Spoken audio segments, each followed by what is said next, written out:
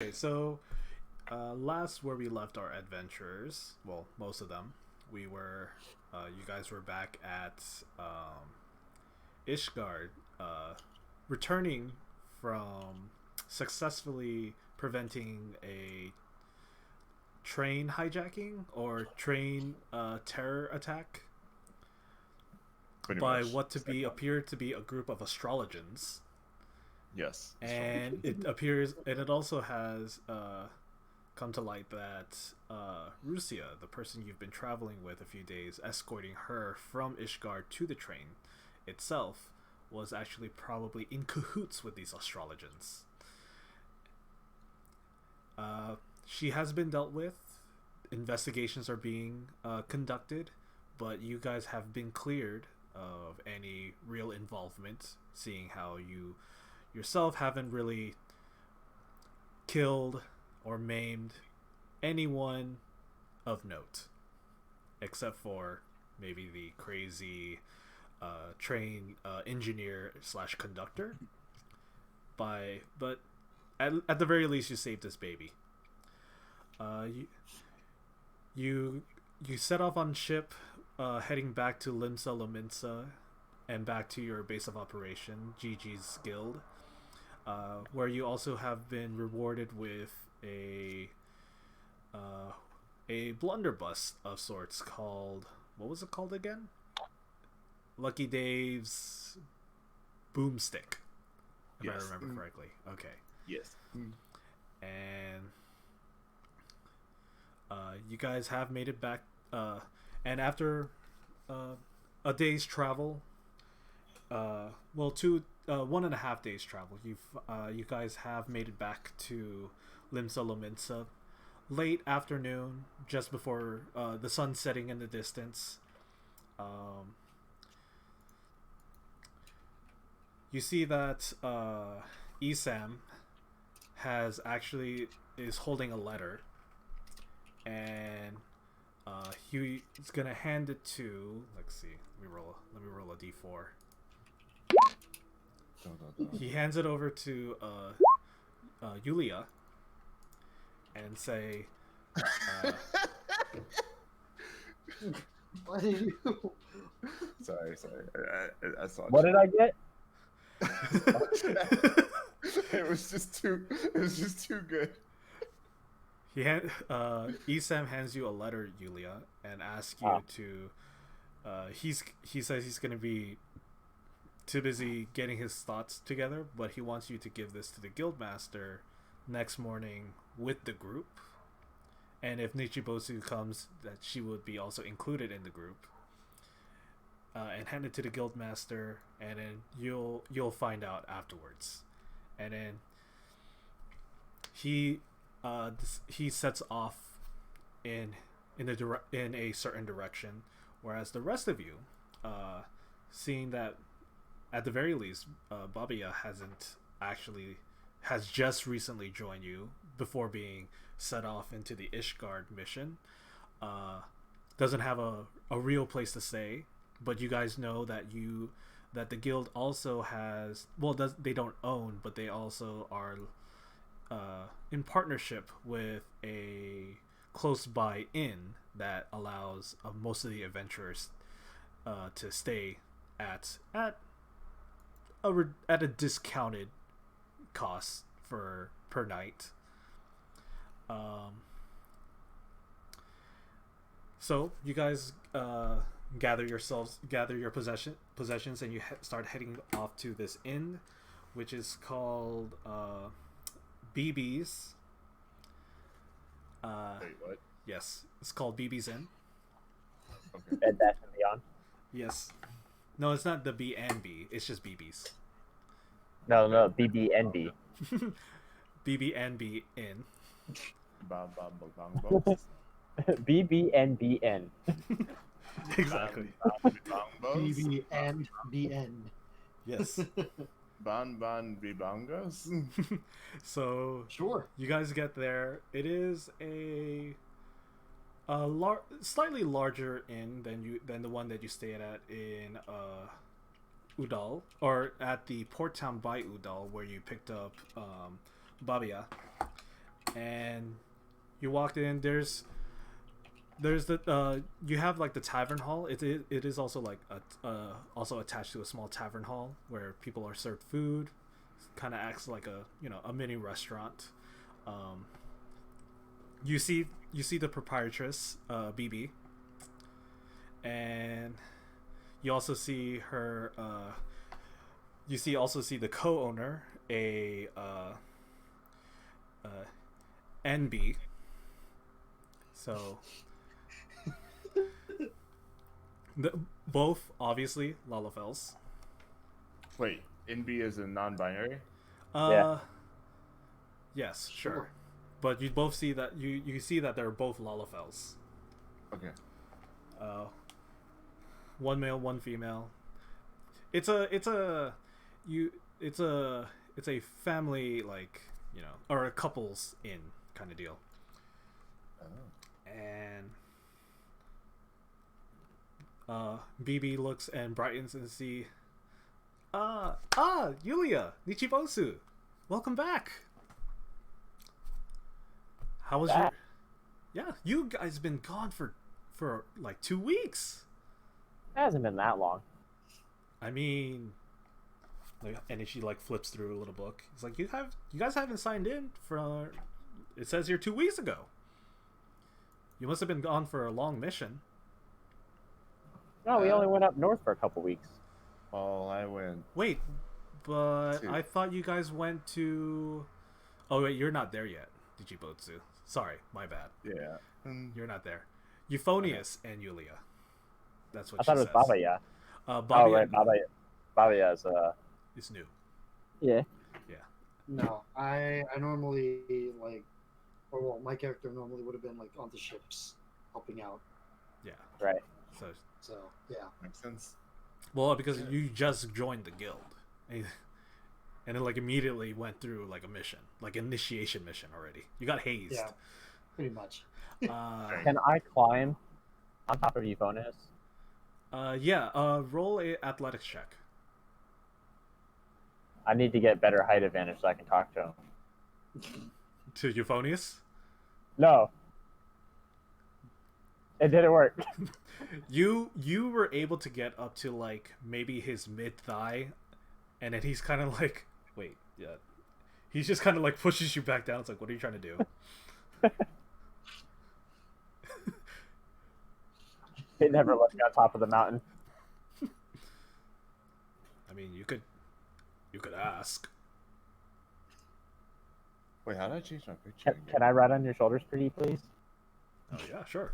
And he picks you up and places you on his shoulder. I'm absolutely terrified. You want to screaming as soon as he puts you on top of his shoulders. do you want to be put down? No, I latch on. Okay. Don't drop me. All right. So, yeah, we came back. Been a crazy 2 weeks. How's our room? It's like, yeah, your rooms are fine. And she kind of like she you see that she kind of like hops off. Because you see her, she's like at the bar, and it's like around maybe 4 feet up, and then you just see her hop and completely disappear from behind the bar, and then normally there's that divider where you just lift up to walk across. She just walks underneath. It looks like this bar was built for like normal height people, but they seem to like Normal people. normal or the average height of a Midlander Hjor. So basically, about 3.5. Yeah. Julius. About 3.5. No, Julius? 3.5 Julias would be like over 9 feet. Okay, so about like 2 More like 1.5. 3/4. Yeah, like 1.5 Julias. Okay, so one Yulia, then a half a Yulia. Yeah, then, yeah. Okay. Yeah. I'm at least 2 Julias above this. I don't know. Some Yes. people are about like 1 in 75 like Julias, 1.75 Julias. Yeah, yeah. Well, yeah, you're Well, no, right. because Yulia is 3 feet. Is it Like 3'2". 3'2"? Right. Okay. Is it 3'2"? I think so. You should check. Yeah, it is 2. Oh, 1.75 I was right. Yulia. I thought it was 1 for some reason. You grew an inch in this last But 2 weeks. I'm really tall for my age. Yeah. That was like an amazing. You really are like, tall adventure. for your race, because the bio actually says they rarely grow taller than 3 feet. Yeah. Yeah. You're like the Shaquille O'Neal. The of- 2 inches is my pump. Great. Now I'm just picturing a dancer like Lalafell with like a basketball crossing people out. No, you just see her do like the shoulder shake of Gold Bond, like the Shaquille O'Neal commercial with the Gold Bond shoulder shake. I just imagine a miniature basketball court now. It's like those. You She's sweet, just, huh? she's It's just like those- dunking on everybody. Anyways, okay, so you see her walk underneath the bar like separator thing, and she's around like because how tall are you, Babia? 2'9"? 2'9", about. Yeah. She's like 2'6", Oh. and she's She's tiny. slightly shorter than. Okay. So she approaches. Oh, you're new. What is your name? Hi. I'm Baba Yaga. I used to sail the seas, but I guess I'm helping these guys out now. Wait, are you not part of the guild? I don't know. Was there any paperwork I need to do? I mean, you were with them, and were you with them in their mission? Yeah, I was. Oh, good enough for me. All right. She Inby, get another key. We have another one. All right. And you just you see another one. You see another Lalafell. This time he's not a Dunes folk. He's a Plains folk, much like Yulia. Male, around 2'7", and he comes carrying a key. And he just hands you off the key, and it says 207. Okay. You're I get it. and I just got to know that he mentioned it. and I wasn't even intending that. And Yulia, you see it, and you see that, oh, that's literally right next door to you, and like, Am I 208? yeah, you're 208. Yeah, you're 208, and then Euphony is like, oh, that's next to my room, and he is 206. We're sandwiching Bobby. Yeah. Yes, but it's like a weird kind of sandwich where it's just like this oversized bread with just like a meat and cheese. One It's- giant piece of bread, a piece of bread that's slightly bigger than the meat and cheese. Yeah, exactly. So, are you guys hungry? We have stew ready. Do you have any bread? Yes, we do. Oh, sweet! I love bread. All right, get it. Grab a table, and you see around like there is several other people. Yulia and Euphonius would recognize them as other guild members. Hi, Steve. Yeah, Steve. Like he's face down, like a mug of ale, and like tipped over, completely empty, and you just see him just hold up his arms like, eh. Much like, hold on, I actually have a GIF for this. Kind of like this.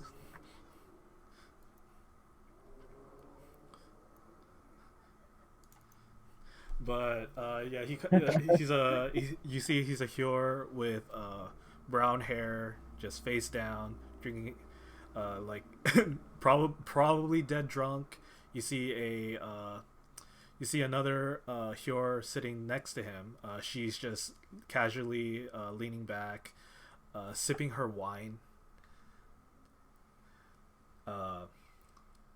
And then you see several others, but you guys situate yourself. You guys get a nice meal, and pretty much you can just, it's by now it's probably like late evening. You could stay and talk, or you guys can just go to bed.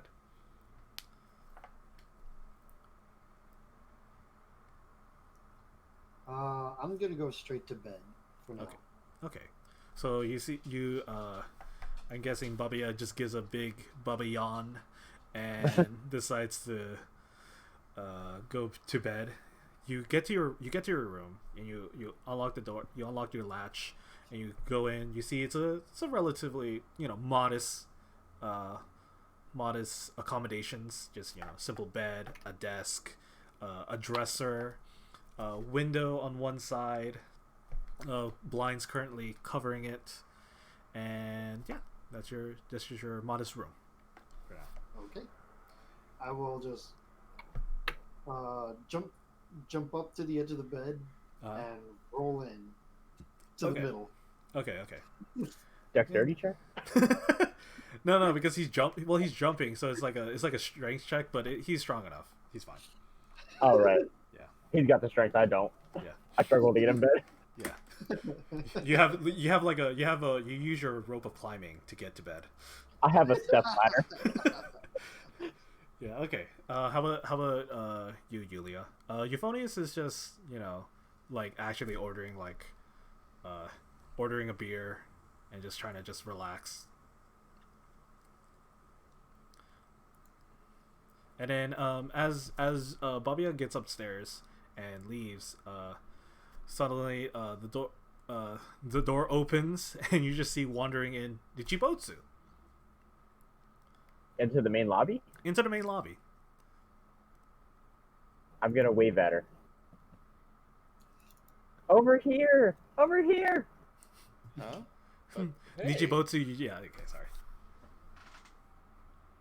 You're I back! didn't know you guys would be here already. What's going on? We just got back from our mission. Oh, you did too? We're hanging out with Steve. Steve? Yeah, you remember Steve over there. She points. You just see the same face down, drunk. Again, he just lifts his arm. Now that you see it, he's been doing that like several times, so he's probably not even like recognizing anyone talking to him. He's just been lifting his arm up. I'm just watching the GIF and just imagine him just doing it over and over again. Yeah, exactly. He just became a gift. I crouch a little bit and whisper into Yulia's ear. Who the heck is Steve? You remember Steve? He's that guy that... Who is Steve? Roll a history check. Both of you roll a history check because you're racking your mind about this. I did it! I don't know who Steve is! Wait. Oh, I forgot about all my close members. You recognize Steve as a he's probably a little bit newer member. He kind of just became of age and like decided to just become an adventurer and join the guild. Like left, like Nichibotsu, you just know like passively that he kind of did the whole like teenager thing rebellion where he's like he just left home and then he's trying to make it big in the big city kind of deal. He had a screenplay ready to go, didn't go through, so now he's just became an adventurer and now he's just Should have had a lead actress. Yeah. Had a lead actress. Oh, Steve. Oh yeah, I don't go for young boys like that. That's probably why I forgot about him. Yeah, it is really kind of hard to see his face, but it always face down. Quick question. What are you guys' ages? The girl never tells a secret. Yes, I'm the player small. character will tell the DM. My age is yes! Fuck. My age says yes. Age says yes. Wait, I think I put that there. Well, as long as I'm legal. Yeah.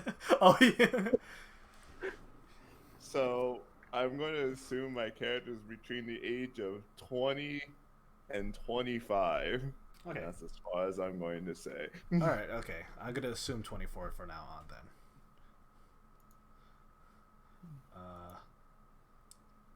Yeah. So he is younger than you by a few years.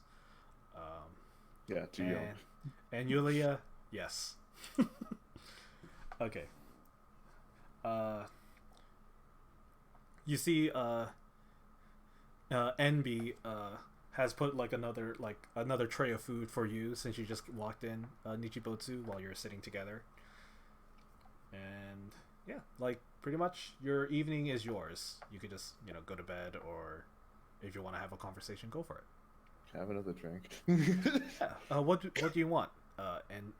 NB asks. Something to wash my sadness away. Because that was a rough mission. Okay, you want to pick me up. All right. And you just see him walk behind the bar again, and you just see him kind of like those those people that try to hey, look, I'm walking down the stairs kind of deal with behind the couch, but you just see him actually walking up something. You see him grab various liquors, and he mixes you up a drink, lickety split, and then hands it pours it off in a nice martini glass, and then brings it over and gives it to you. I say thank you and note that with that kind of dexterity, you could probably become a rogue or something. As you see him walking away, you do notice that he does have a knife on his back. Oh. Stopped.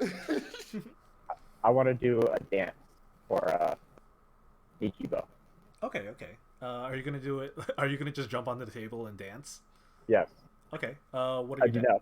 Okay. Roll a performance check. Nice. All right. I perform just as well as Nichibo knows, Steve. Yeah.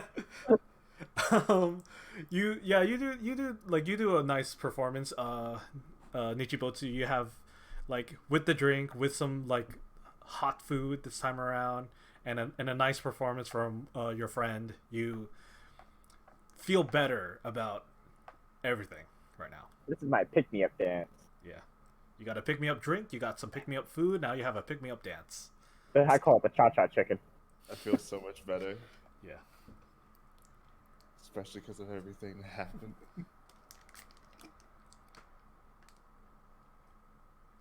Wait, so what kind of mission you guys went on? Something about a train. Wait, a train? What? Yeah, we got on and the people were like, "You're evil," and we're like, "But we just like you." Hold up. Wait. Before you keep going, what's a train? It's like you get on it and it goes forward. How? I don't know. At this time, Euphonius, after glugging his third beer, says, "A train is a vehicle that transport a lot of things, but the unique thing about it goes on rails, so it has a fixed route." What? Yeah, it was. I think it was. It was. It goes for. I believe, if I remember correctly, it can go from all the way from Ishgard to the north and all the way south to just outside Udall. Okay, so was it pulled by? It is pulled by an engine. What's an engine? I thought he said engine. I heard Engin too. Wait, what the heck is an engine? Where's Esam? He's better at explaining things than I am. I'm just gonna make a motion with my hands, but my train is my fist is a train, and then my other hand is like a track, and I'm just like. Brr. Okay, while you're still dancing. Yeah. So you're doing interpretive dance now. Yeah. Okay, so it just moves. What? How does that work? It's Whatever. like magic. And then I shake my head. I mean,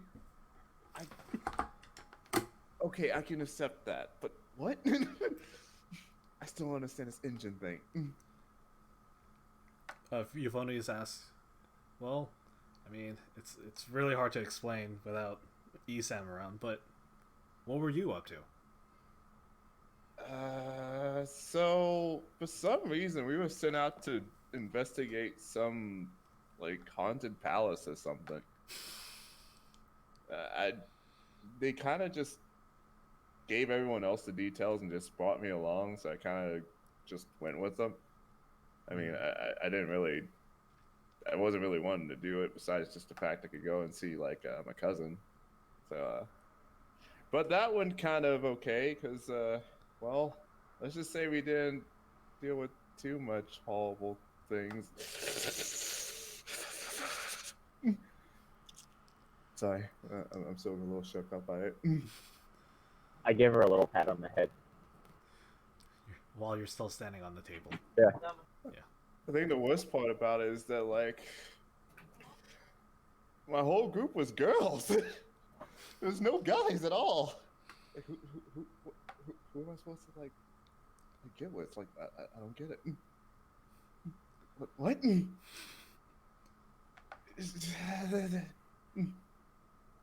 Alright. Alright. Euphonius has just finished his 4th beer. And he's like, alright, you know what? I'm just gonna go to bed. And he leaves. Night night. Night. I'm just gonna continue, like, crying with my drink about the fact that I didn't get any. Okay, The whole journey. So you kind of spend the rest of the evening before going to bed, Nichibotsu regaling Yulia her tale of the haunted mansion, and lamenting of the fact that there was no dudes there at all. You guys have your rest. You wake up the next morning, and very quickly talk about your morning routine. Like, what do you guys do to get ready for the day?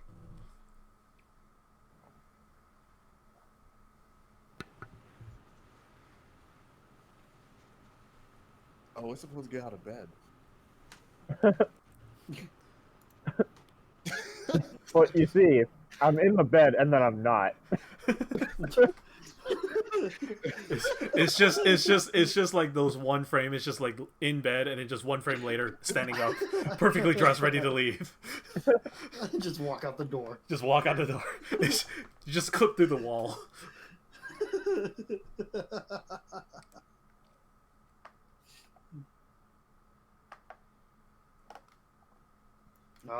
Well, like, I just get out of bed and then, like, get out from the bed and then just do some like jumping jacks to kind of warm up. No hand push-ups. No hand push-ups. Your dude's beefy enough to do it.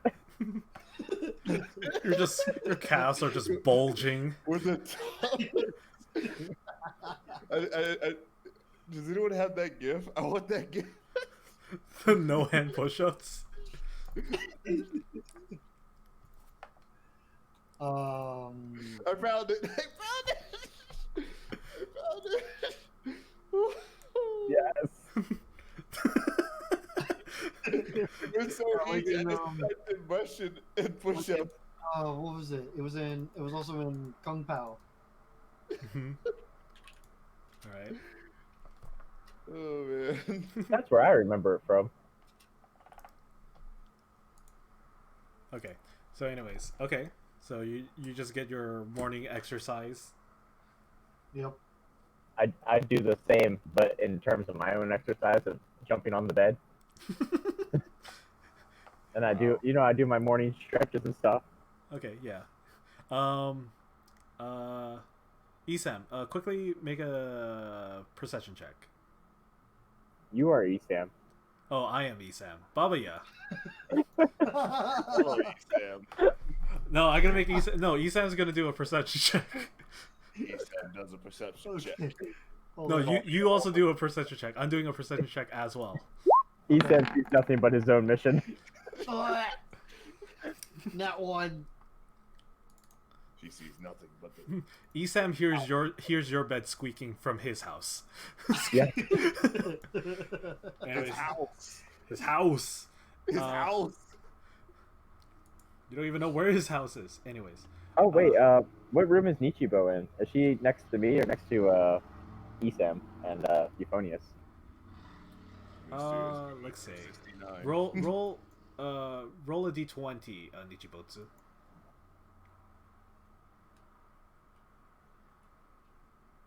What? She's at 211. Deal. It's 211. Okay. That's 3 rooms down. Yeah. I need to write that down. My room is 211. Here, let me write mine down. Yeah.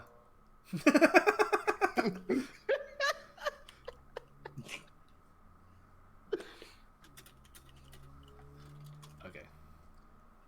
Okay. I guess my morning routine. So yeah. So Babaya, you don't hear anything. You're good. You don't hear anything beyond your own grunts. Yes. Set a block. Set a block. All right, yeah, Nichibotsu, what's your morning routine? I guess my morning routine is get out of bed, stretch a little bit, be an idiot, and like go back to bed for a second and read some novels for a bit, or read a page of a novel. I mean that I have, romance novel, of course. Of course. And then after that, like after the page, be swoon about like the story, and then like get up and then like put on some some clothing and just like do striking poses in the mirror, and then that's about it. Nice. Also, like trying out like both my hats. Okay. Both your hats? Yeah, I have 2 hats. Okay. Oh yeah, no. You have That's 2 fine. heads? I have 2 hats. Oh. You're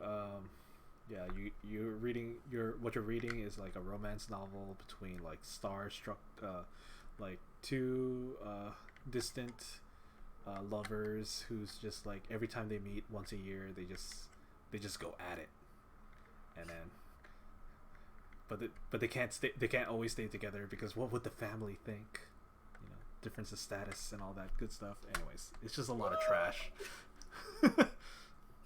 It's good. I like trash. Exactly. Trashy novels. Okay. You guys prepare yourself for the morning the way you do. Euphonius wakes up himself, removes the cat ears from his head, and put it in a hidden drawer. Just kidding. No. This is like a joke. This is like an inside joke from like the first time we played Final Fantasy 14 D&D. It's like, No, because we made him a cat boy, and he didn't want to be a cat boy, so we made him human. So it's like how do we do? It's like he was like introduced as a cat boy. How do we change it? And he just wakes up the next morning and just removed the cat ears and just puts it away. Yeah. So anyways, no, just Because he kidding. made the freaking cat boy when he was drunk and absolutely did not remember it at all. Yeah. That's so funny because he just gets up. He's like, it's time. Stop pretending. But remember, it's like the 7.5 foot tall big guy. He's like, time to go back to reality. Fucking like some like silly emo band like plays in the background as he like My Chemical Romance. pretty much. Yeah. All right, and he gets you all see each other. BB is already cooking breakfast. It's more like a continental style breakfast. She does tell you that, oh, good morning, everyone. You guys have to go see the boss later. Yeah, just when you get to the guild hall, just Tell him, just say you're there. Just meet him, and then he'll just see you right in. Okay. Yeah. Get your fill for breakfast. Been working extra hard. Look, there's waffles. I consume all the waffles like a vacuum cleaner. Ooh, yay! How tall are the waffles stacked? At least 2 Yulias high. That is high. Holy That crap. is high. 6 feet? 6 feet of waffles. Let's go. Where's the blueberry syrup? Do you have any still left? Yeah, we got a new bottle just for you. And he's just she has like one of the little containers. It actually does have like a little like sticker writing saying only for Nichibotsu. Like Nichibotsu's uses only. I'm like so ecstatic that my tail actually like zips up as if I'm like an actual cat or something. You have a tail? As a Auro, they're kind of like more human than Dragonborn, but they do have tails.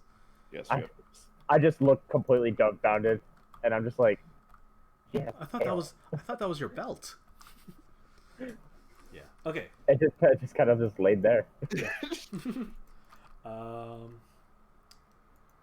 You see Euphonius grabs like mostly meats.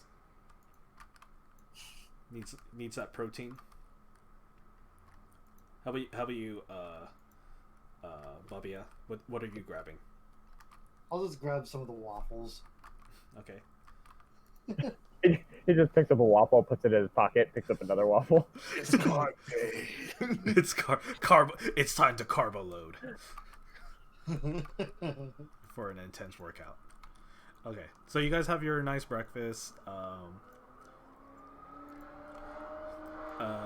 You see, you see several new people this time around. At the tavern area, at the tavern section. You see what appears to be a Elizin male eating while reading a book, and you see 2 cat persons conversing together. And beyond that, you guys finish your breakfast and you go off to back to Gigi's Guild. So like you kind of just machined your way, like kind of just like remembering the path. You just guys kind of like wandered back, but you are in the part of town that's a little Autopilot.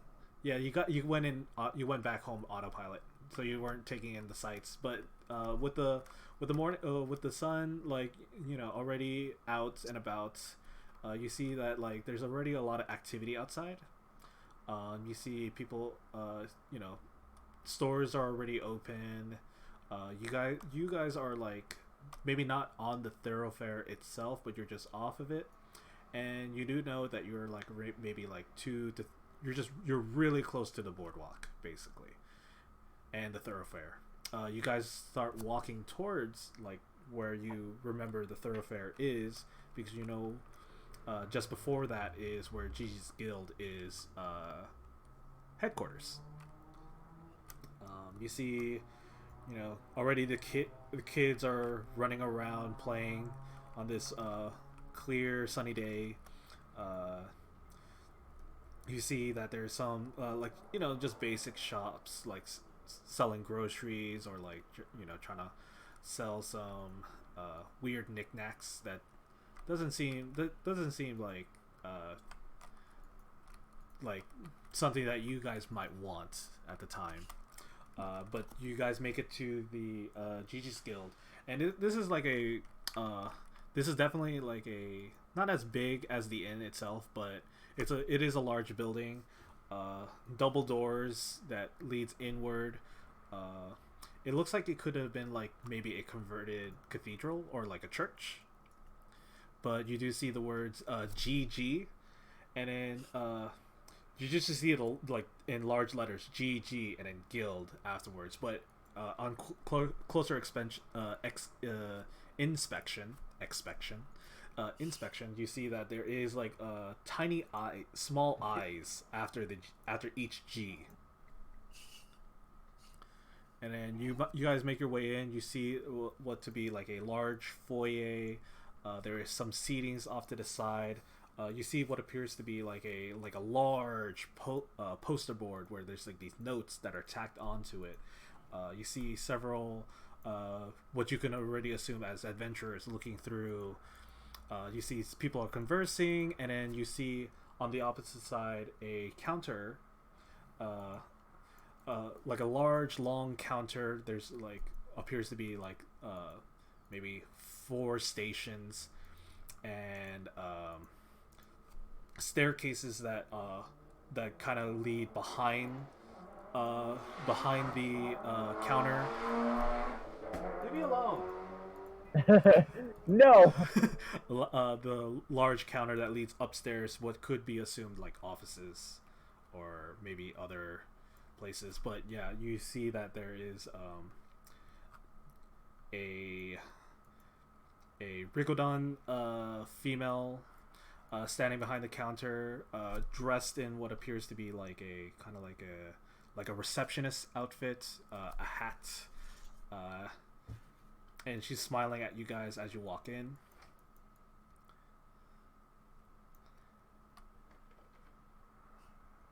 And what do you guys want to do?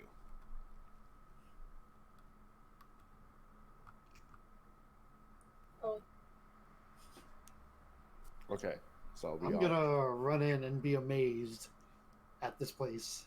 Okay, so you see Babia dart forward and start like looking up and looking around. almost like Jack Skellington. It's like, what's this? Nichibotsu, you're about to say something? I was gonna say, can you repeat the last part? Just the last part.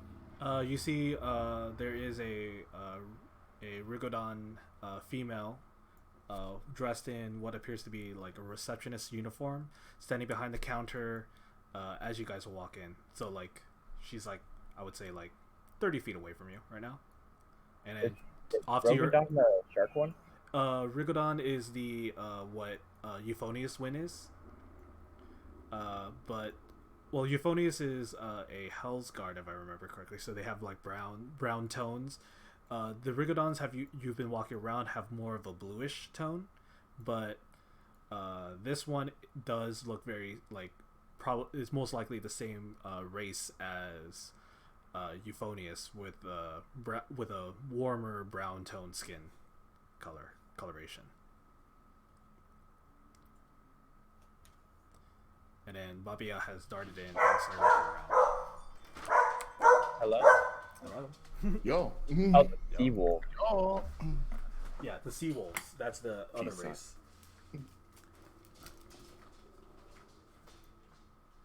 That's all I do. I just say yo, peace out. Also, where's you? Hello. Hello. Hello. Hello. Oh, Nido's thing is muted. That's what's going on. Hello. I didn't get the tone of me muting or unmuting, which is weird. You hear the Rigodon lady says, "Hello, welcome. Are you here to finish your quest? Are you here to file a request, or are you here for any other business?" What are we here for? To talk to the guildmaster. You need to talk to Gigi? Yeah. Do you guys have an appointment? We were told we can come right in because he wants to see us now. Oh, you guys are with the escort mission to Ishgard, correct? I mean, Yeah. they were. Yeah. Let's just go with that. Okay. All right. I'll let him know. You see her kind of walk to the side and walk up the stairs. You guys wait for maybe about 10 minutes, and then you see her walk back downstairs and right this way, and you guys follow her upstairs to the back, and you see, like the two side staircases meet each other at the top. Like they kind of go. They're like parallel with each other, and then they gradually turn and then meet each other to the top of the landing. And then you see like it's kind of, you realize that this is actually kind of like a balcony. You can actually see over the wall, and then you can actually see down to like the main foyer. And then there is several, or there's like hallways off to the side that leads to what appears to be more rooms. But you guys are taken to another set of double doors, perfectly lined up with the front door, and it opens up to to a large office. There is like a small coffee table in the middle. There is 2 couches, and then off to the side there's off to your right there is more what appears to be more like armchairs, just in case for maybe they're for more sitting. You see 2 bookshelves to the right as well, towards the back, and then he looks like he converted like the stained glass window just to make it look like just this large window. And currently it's being shaded in, but there is a lot of natural light coming in as of right now. And then Burns. And then you see what appears to be display cases to the left. And then behind all this, towards the window, you see a desk, a stack of paperwork on this desk, and a Lalafell seems to be writing a lot on it. And then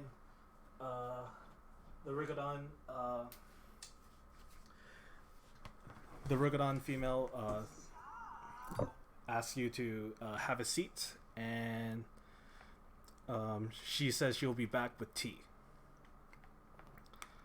Gigi says, "Thank you, Miss D. So, you guys are here to see me?" Are there, are the chairs Lalafell size? You do see that, like, unlike these normal chairs, these, you see what appears to be like the way they're designed. They looks like it has this like foot hook where it looks like kind of like a truck that has like a little step on the side to let you get in. Oh, like a barber chair. Yeah, like that. But it was like built into these couches. That's a freaky couch, first of all. Yeah. I'm gonna climb on it and I'm gonna sit down. Okay. And I'm gonna be happy about it, because Yeah. the last couch I had to climb for the boss, I wasn't able to get up there. Yeah. Right. So yeah. Your setup. What?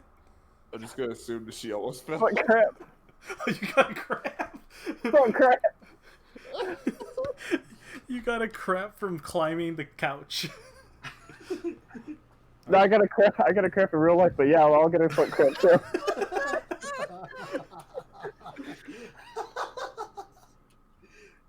So yeah, you guys are besides the cramping, you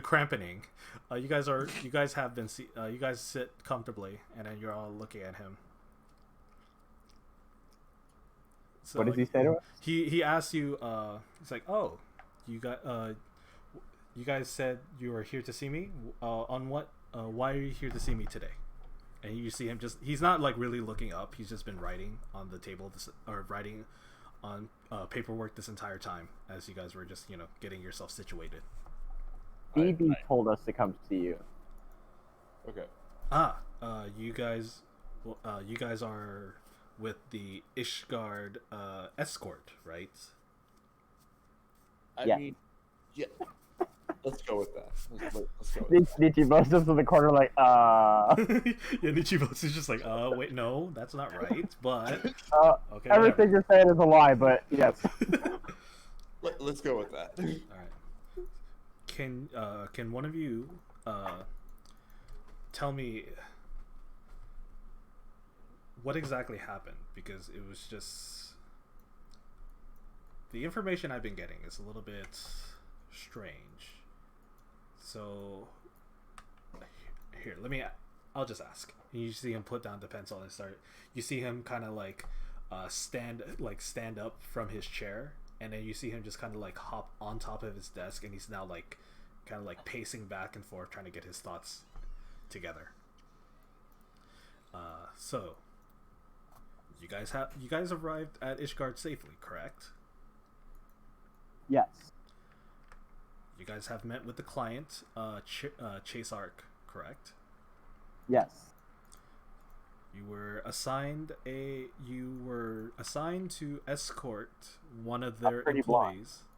Okay. Right. So you were asked to escort her to the train, correct? Yes.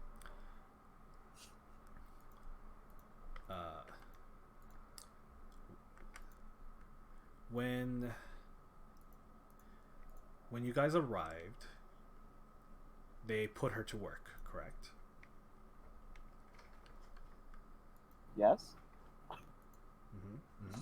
I'd say a lot more uncertain than the rest of the yeses before. Yes. Okay. All right. So you didn't witness her working on the train.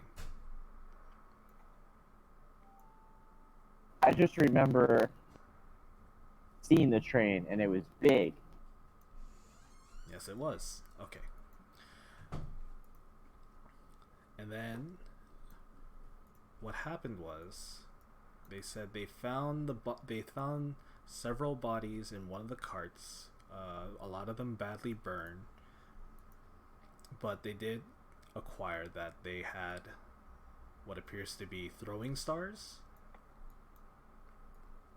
Oh man, I forgot to pick one of those up. And that you also find out that she was in cahoots with them, and she has died in the front of the front of the train, by the engine room. She had this ticking clock. A ticking clock. She put a ticking clock on it.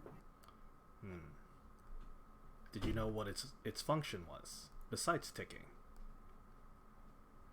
Well, besides ticking, it stopped doing that when Isam and Baba Ya touched it.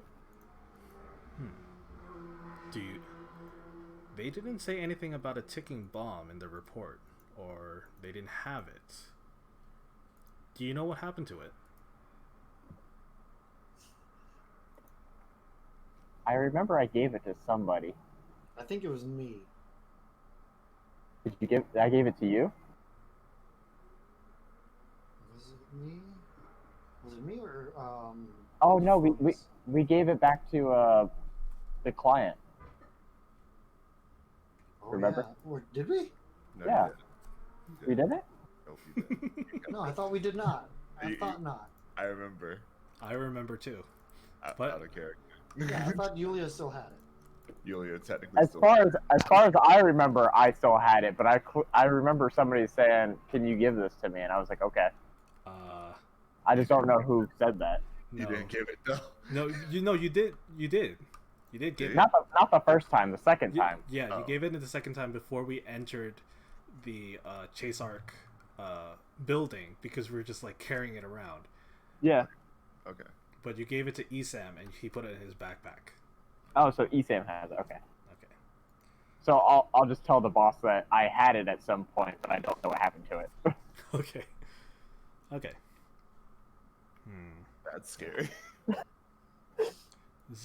This is concerning, because it appears that this is, even though they said that it is a different tribe, it looks like that there could be another party involved with this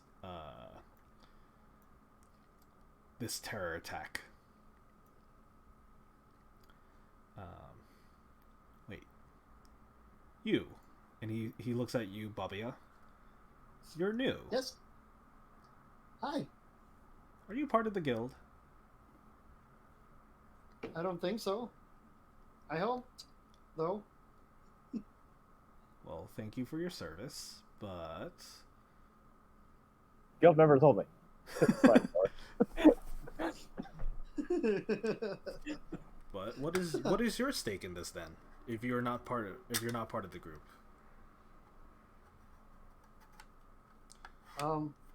What?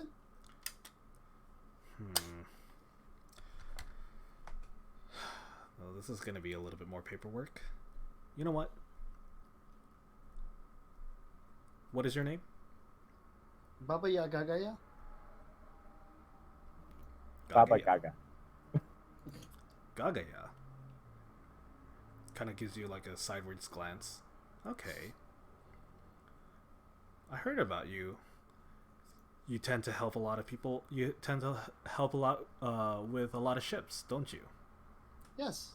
Yeah. Okay. Yeah, hopefully sooner or later I could get to have my own ship, but I like helping out with the other sailors. Okay. Well, have you been earning a lot of money? Yeah, enough. But I also want to explore more than the ocean now. I want to see I want to see what's out there. Nice. All right. You know what, Babia? I mean, I gotta just quick form this, but congratulations, you're part of the guild now. Yay! At that moment, you see that the Rigodon female has come back with a tray of tea and has set it out for you guys. And then you see Gigi says, "Miss D, please write out a new membership form for Babaya Gagaya. It looks like we're gonna have a new member of the team." And she's like, "Of course, sir." And she marches out. Can I whisper to Baba Yaga? Yes. You're lucky you didn't have to do the full paperwork. It took me 2 days. There's some paperwork? Oh, don't worry about that. And you see, well, I mean, if you want to see what the actual paperwork, you see him like kind of like lean over, like since he's standing on the desk, he leans over, pulls up a drawer, and then pulls out a packet and kind of puts it on the table. It's about almost 1/15 of a Yulia thick.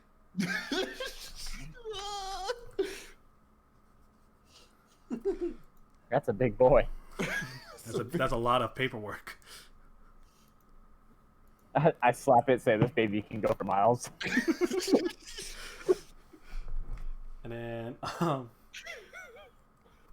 Drink my tea is just sweating from all of it. Just looking at paperwork. Remembering the tough nights. it's like cramming for the SATs the night before. So, okay. Thank you for your candor. Do you have anything else? Or if there's nothing else, you could take your leave. Okay. And then Yulia, you do remember that there is you have a letter from Esam that you need to give. I totally forgot about that.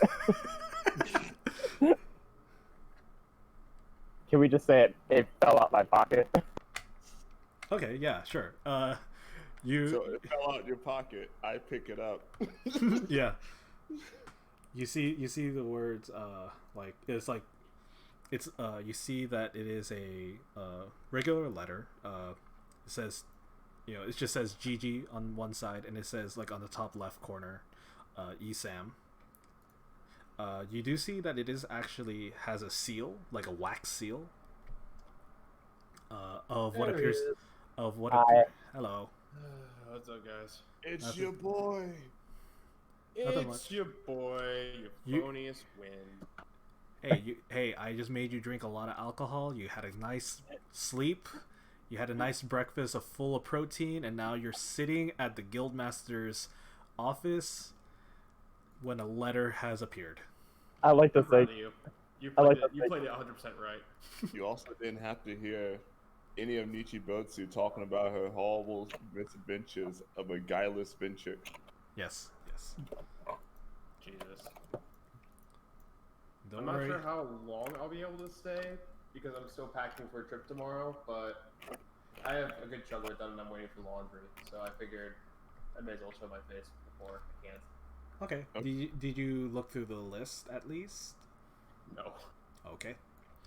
I am pulling it up now, though. All right. Wait, what's up? Wait! It's like Kung Pao. I like this. Yep. That's probably a guy. I'll have whatever he's smoking. Okay. So, yeah, you have the letter. It is addressed to Gigi from Esam. You see that is a wax seal. It's a green.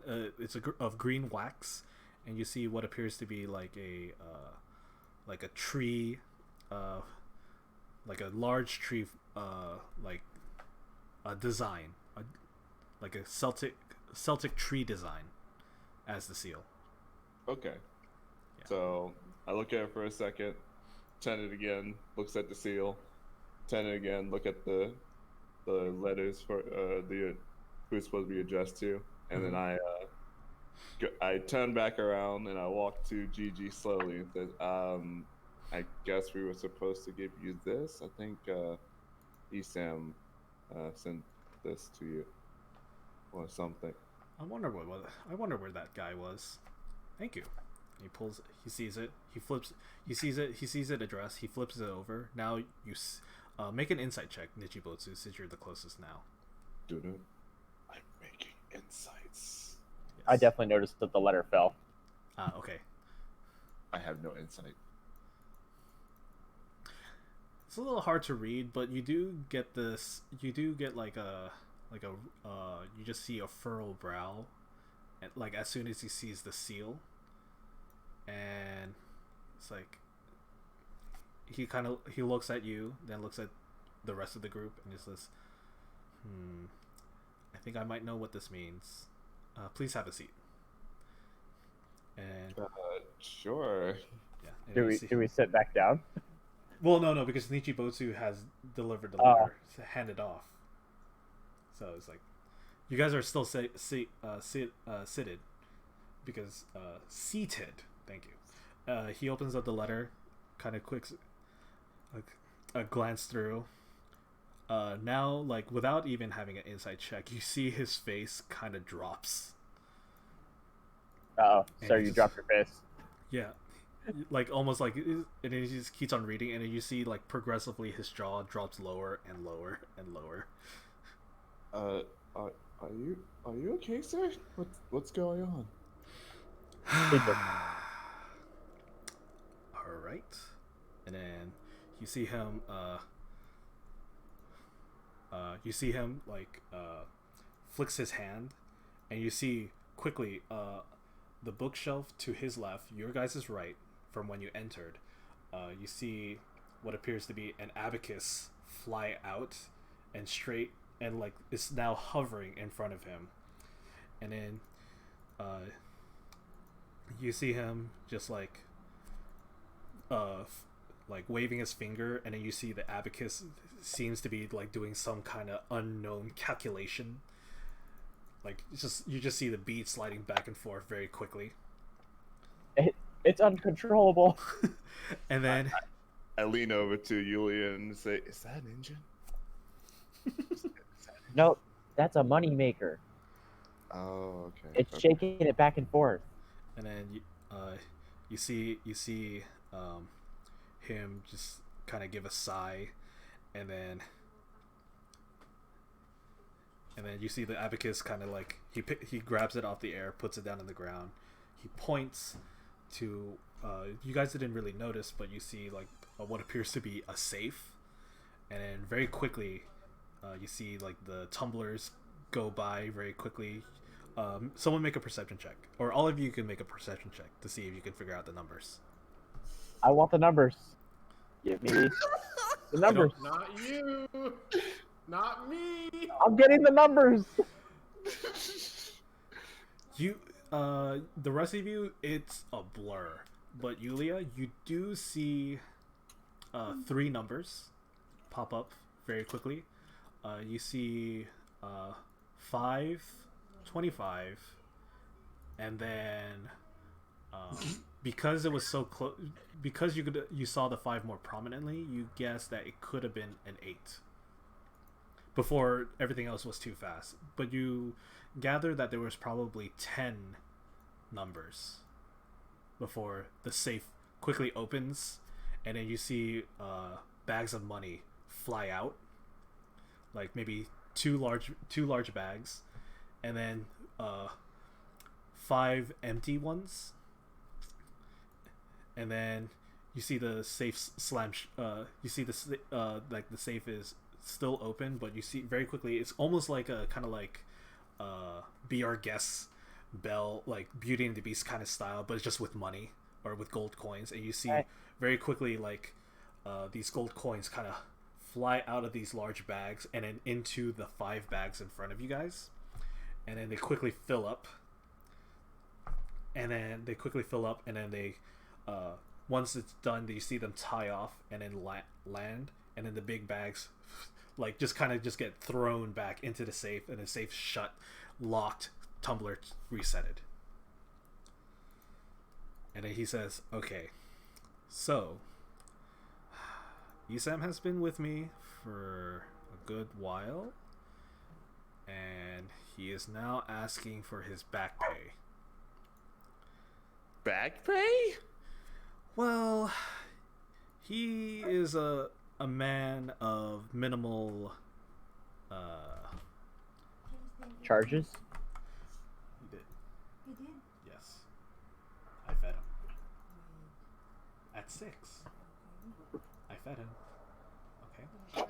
Yes. Calm down there, Because- little jumper. Because I filled. If you saw the food, I I refilled don't know it. why you're all hyper. Come on, man. So there's no dinner. Come on. Chicken. Come lay down. Can There you you eat up go. my chicken? Yes. Okay. It's triple balls. All right. So, am I back? Did you guys hear that conversation? What conversation? Okay, I so- have no idea what you're talking about. So All I good. heard was hugging. No, because I muted. Okay, so Ah. you see that. Yeah, he asked for his back pay, and and he said what? And he's like, well, yeah, he's a man who has minimal needs. Let's just say that. Oh, he's a minimalist. Okay. Yeah. Just low maintenance. Low maintenance, yes. So he didn't. High He, maintenance. so he has worked for me. Didn't really ask for pay, but it is in the contract. It is in the forms that that back pay will be accumulated.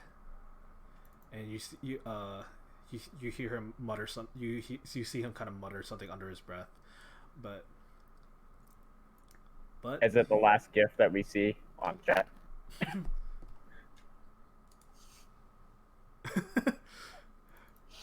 yeah, no, but Fuck you guys. but now he's calling it, and well, with interest and labor laws, it Wait, came there's out. labels? Of course. Well, there's policy to be upheld in here. I mean, we're running a business here. Yes, thank you, Lincoln. But yes, Looks like a but dog. he was kind enough to give a portion of his back pay to you guys. So you guys, here, and you see the bags of money float to in front of each of you. But except for one. I'll have Isam pick this up himself when he comes around. Oh, But you guys are each given 3,000 gold pieces. what? I can buy ice cream. Wait. Can I lift this bag? It is quite heavy. How heavy is 3,000? Ooh, let's find out. Let's see. If I put Ooh. 3,000 I wonder, would I actually be swollen enough to carry 60 my pounds. 60 pounds. Isn't that like basically like one Yulia like in full? Yeah. This Holy- this is my weight in gold. You're not worth much. Just kidding. Ouch. Ouch. You just need... Well, granted, you are more than a sack of potatoes. I am a sack of potatoes.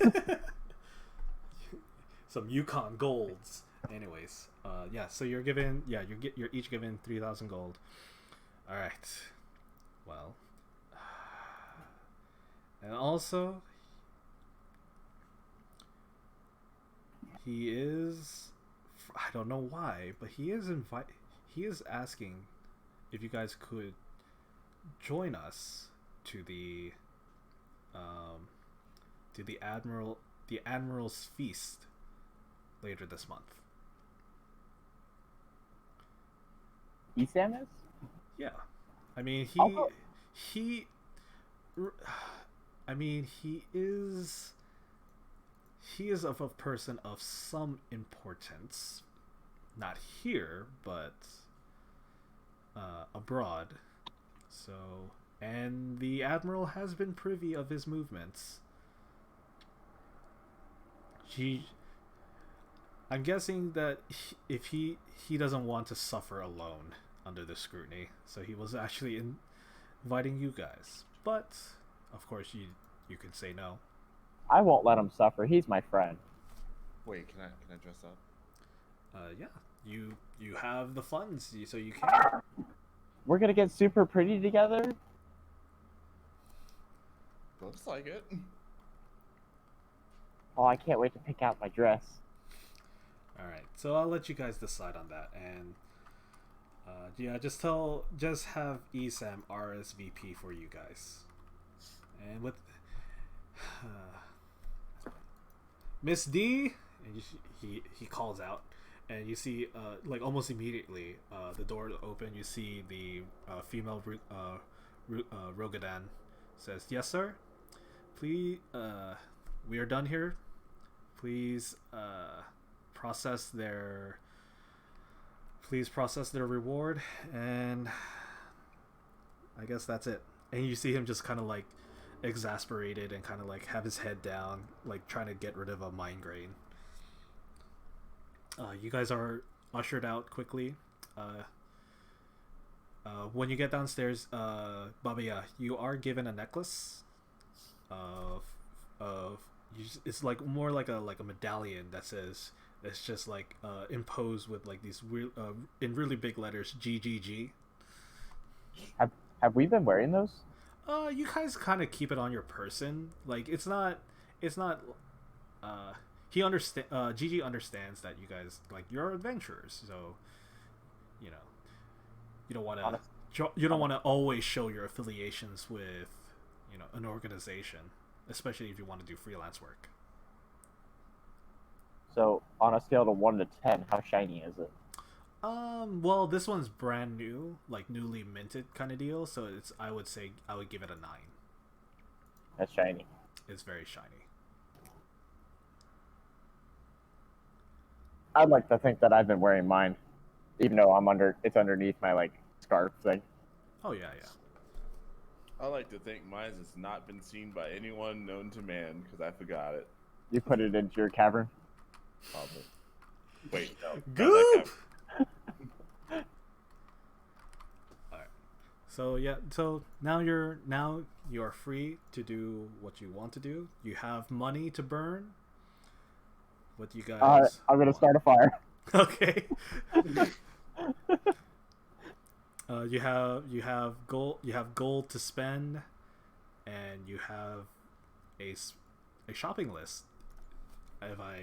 Hopefully you guys, or some of you, created. Speaking of which, hold on. Where did Wait, so how much gold do we have again? Because that was a You- fucking ton. 3,000. 60 pounds. 60 pound of gold.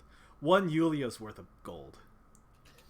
I'm just dragging this giant bag behind. I'm just like, no. How much? 30,000? No, 3,000. 3,000. 30,000. Yes! each then.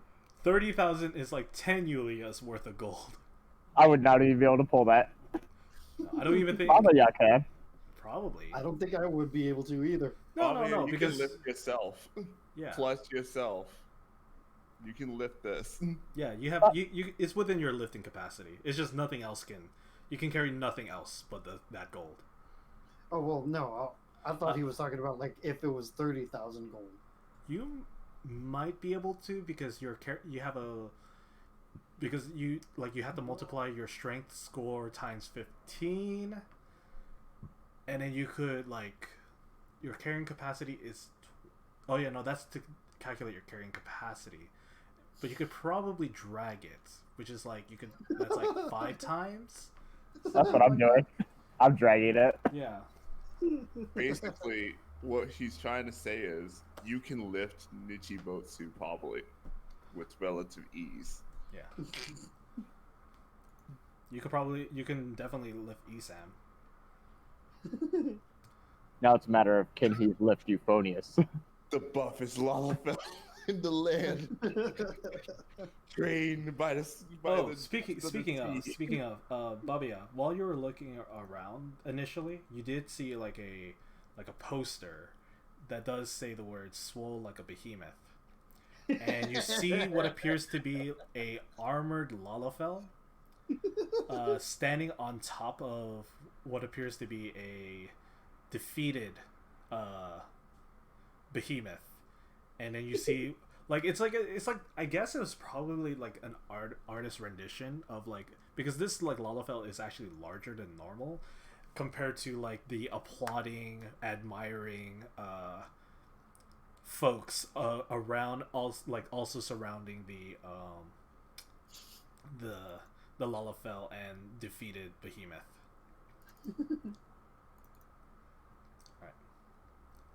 I am inspired. Yes. Okay. All right. But I didn't say anything. Not by you. Okay. Not bardic inspiration. So I would say click on the inspiration thing, and then on your choice you could choose to roll with advantage. Oh. Wait, what? Yeah. Oh, okay. All I right. guess I did really get. Okay. Okay. So yeah, what do you guys want to do? If you have a list, you could ask what you're looking for, and then we'll see if you guys can find it. Okay, first, can I get ice cream? Okay, sure. Cake batter. Roll a perception check. Okay.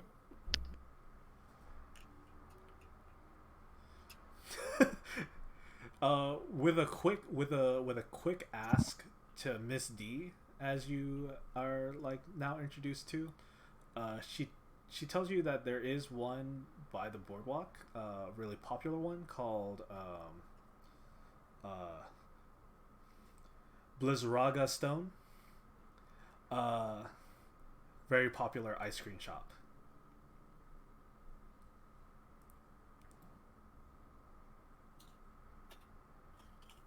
Okay, I'll talk to you guys later. Bye, bye, bye. Go, guys.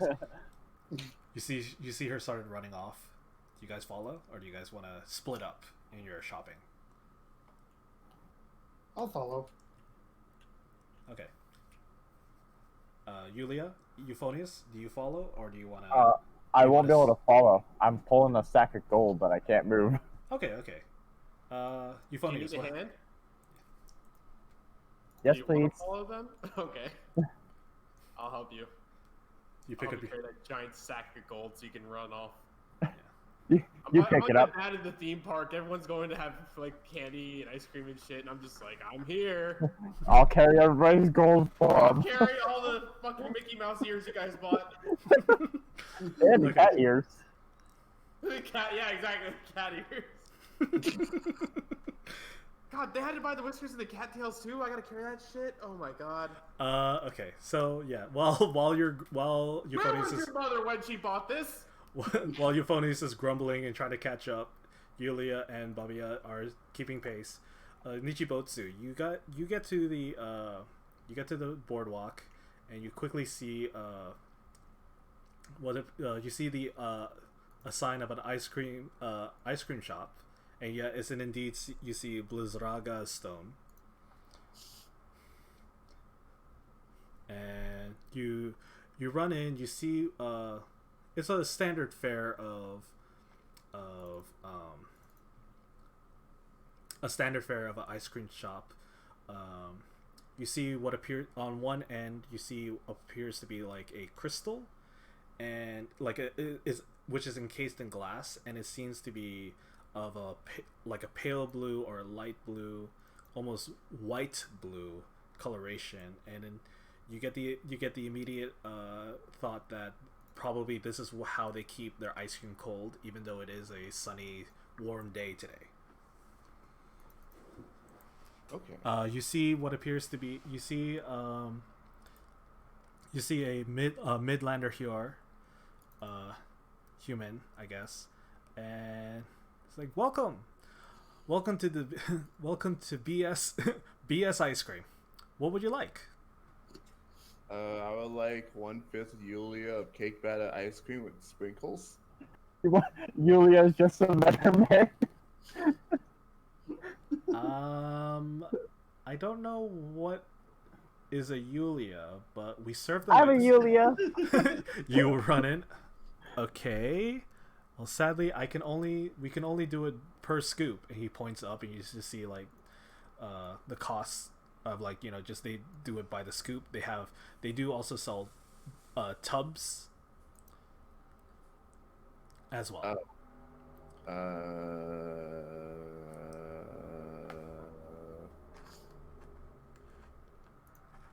Pulls out my fingers, trying to figure out how many Yulias is 2 scoops. Clearly only one Yulia. I guess I'll take 2 scoops of cake batter. All right. I think that's Would you like it in a cup or cone? Oh, cup. Okay. And then you see him pull out like what appears to be paddles, and you see him pick up. You said cake batter, right? Yes. Okay. So you see him grab like the ingredients. At first you were thinking like, oh wait, what is he doing? This is not just like he looks like he's making cake batter right in front of you from scratch. And then or not like he's grabbing the ingredients. It's not like all mixed in yet. He's just gonna start mixing in all together.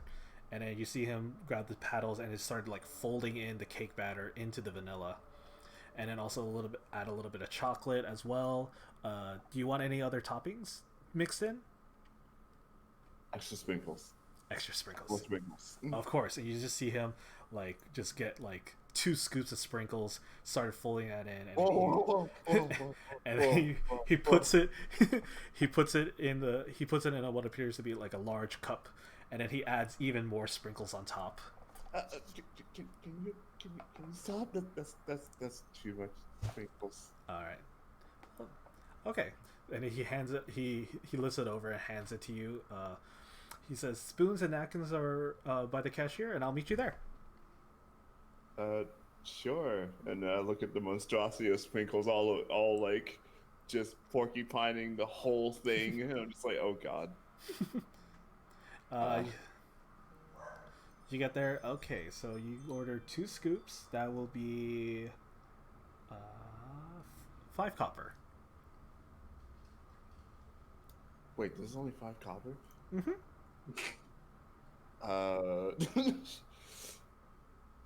Reaches in, pulls out a gold coin, is like, do you have change for gold? Of course. He grabs it. He quickly he has like a drawer, and there's like you hear the clinking of coins, and then he hands you back 9 silver and 5 copper as your change. Thank you. Come again. Do you guys? And then he like looks over. He's like, "Oh, I didn't see you there. Sorry. Would you like to order any ice cream?" Asked Yulia. By now, Euphonius has caught up, and Babia is also there as well. It's okay. I'll just sit outside with all this shit. You're just standing outside with like 2 bags of money. You look like a bank robber. I like go out. I'm just with, happy I'm not on the boat. That's all that matters. I go out with Euphonious Wind and just like I just sit on one of the bags of money. You do realize I'm still holding the money, right? I sit on a bag of money. Okay, I just wanted to make sure. I look at Baba Yan. I'm like, what flavor are you gonna get? Are we going by like normal foods? Sure. Let's make sure. Okay. Can I get a strawberry flavor, please? Okay. Do you want any toppings? No, thank you. All right. 1 plain. 1 scoop, you said? I'll look over at I'll look over at Nichibotsu's scoop and be like, I'll have 3. Look at With the biggest Ooh. smile on my actually face. just on top of Euphonious Wind's like bags of money. He's holding it. His Cup or cone? Babia, the employees ask cup or cone. I'll get a cone. A cone. All right. You see him quickly like kind of like fold, but he starts stacking it, and it's like less than like ice cream scoops and more like ice cream cylinders almost. Mm. The way that he like has folded it, and Oh, it's one of those. Okay. and he's like it almost looks like almost like a soft serve almost. Mm. Like the way he folded it, and he was about to like reach over the glass, and he's like, oh wait, I'll meet you at the cashier. And then you walk over, then he hands it to you, and it's like, okay, you said 3 scoops on a cone, that will be 7 copper. Okay. Let me see what. I just want to make sure. Oh, I already have 15. Okay. How much? 7 copper. Well, how much is a silver compared to copper? 10 copper equals 1 silver. Oh, okay. Then I'll pay. Yeah, 1 silver. Okay, all right. And then he quickly grabs 3 copper and hands it to you. All right, thank you. And you, little lady, what would you like? I want to take a scoop of chocolate with sprinkles, lots of sprinkles. All right, can do. And you see him like get the chocolate. Do you want that on a cup or a cone? A cone. Cone. All right. And then he gets the sprinkles, folds that in, puts it on the cone, adds more sprinkles on top. You just see it's very colorful now. And then again, he was like, do it over the glass. Oh, sorry, keep on forgetting. And he goes to the cashier, hands it over. Okay, 1 scoop. That will be 3 copper, please. I'm gonna slam the 3 copper on the counter and be like, yeah. Yeah. Thank you. Thank you. Come again. Thank you. Come again. And then you guys grab your ice cream and you're outside back on the boardwalk. What would you guys like to do now? So I'm still sitting there on the money bag that Right. somehow Euphonious Wind is like holding. Yeah. I don't know how I'm on it. I'm assuming that I'm like straddling it like some kind of like rope coming down from like I don't know, some kind of like park, not park, but like a like seesaw thing. I don't know. Okay. What it is? I'm just like talking to Euphonious Wind. It's like, can you believe that I paid like 10 gold for my last ice cream scoop? What? I didn't know they was. I never didn't know they was this cheap. Yeah. Should be.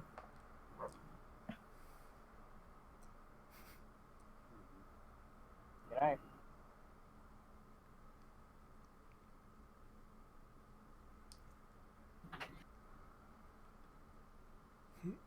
All right.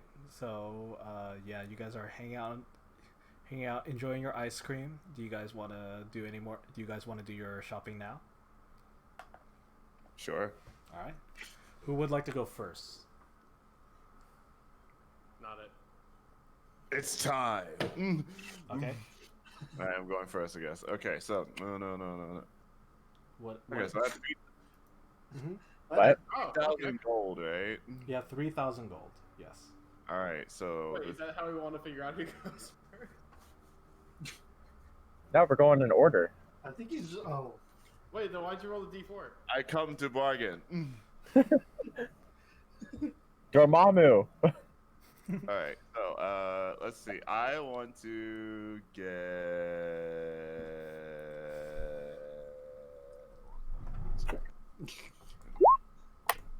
You know, I knew what I wanted to get, but I didn't make a list. So I'm gonna say glove of Hand holding. missile snaring. Okay. I want that. Next I want javelin of lightning. Okay. And then the last thing I want is A potion of love. A pill for a love. No, that potion. sounds like A potion of love. I would get, but what I really want is the chime of opening.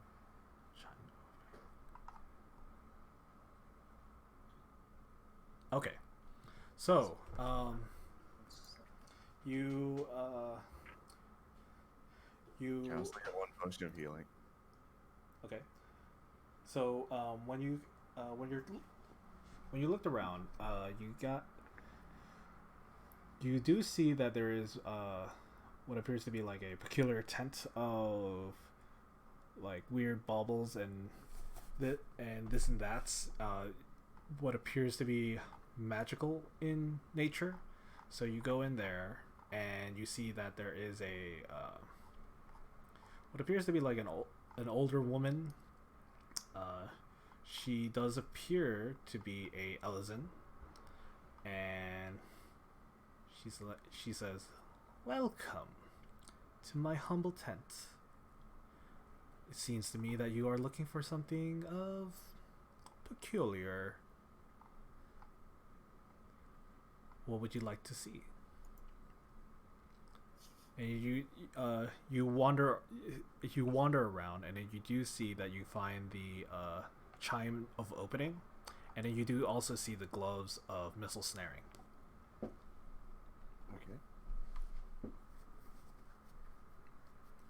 Do I see the javelin of lightning? You do not see the javelin of lightning, but you do see those two items. Dang it.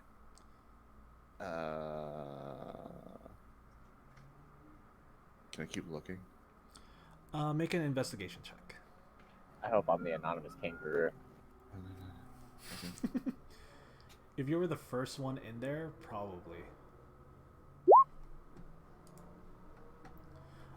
You don't see it. You don't. In fact, you don't actually see any like form of weaponry. Probably that is not her purview. A lot of it seems to just be like maybe like you see like various cloaks, maybe various trinkets, and various like boots and the like, but none that seem to be of any weaponry or armory. Sounds like exactly where I'd be. I guess I'm gonna assume that I should probably go to a different store if I want to get something like that. Probably. So, I guess I like point out that I want these two things, which is the things we said. Okay. All right. Let's see. So you want? Ooh, yes. This is quite an item that you want to purchase. Good boy. Okay. So in total, I would say this will cost 3,500 gold. What? Yes, this is quite an item. She holds the chime of opening.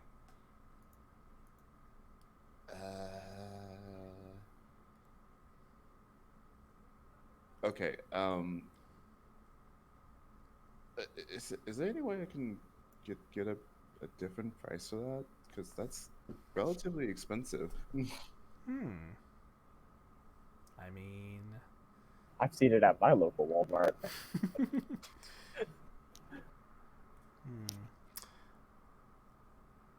All right. Roll a persuasion check.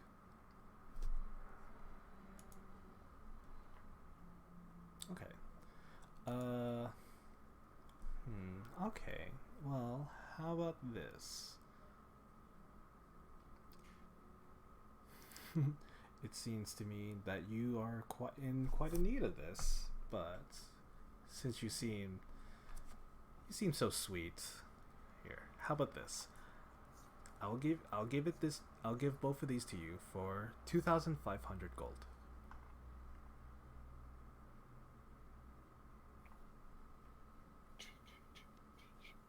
Running numbers in my head. You're just like Yulia.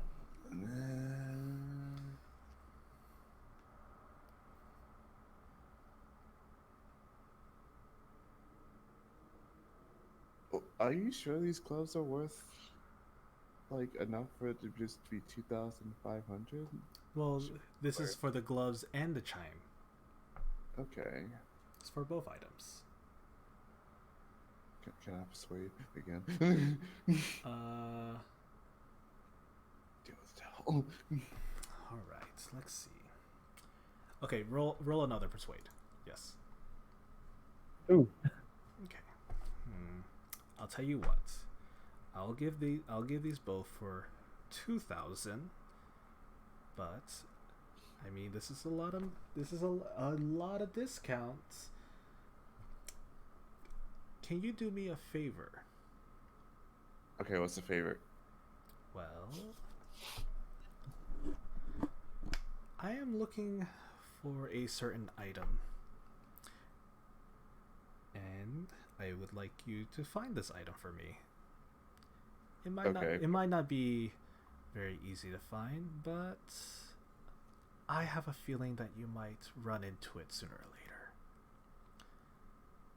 Can you give me an idea of what the shape of this item is? Does it glow? The boomstick. You will know when I request for it. Is that okay with you?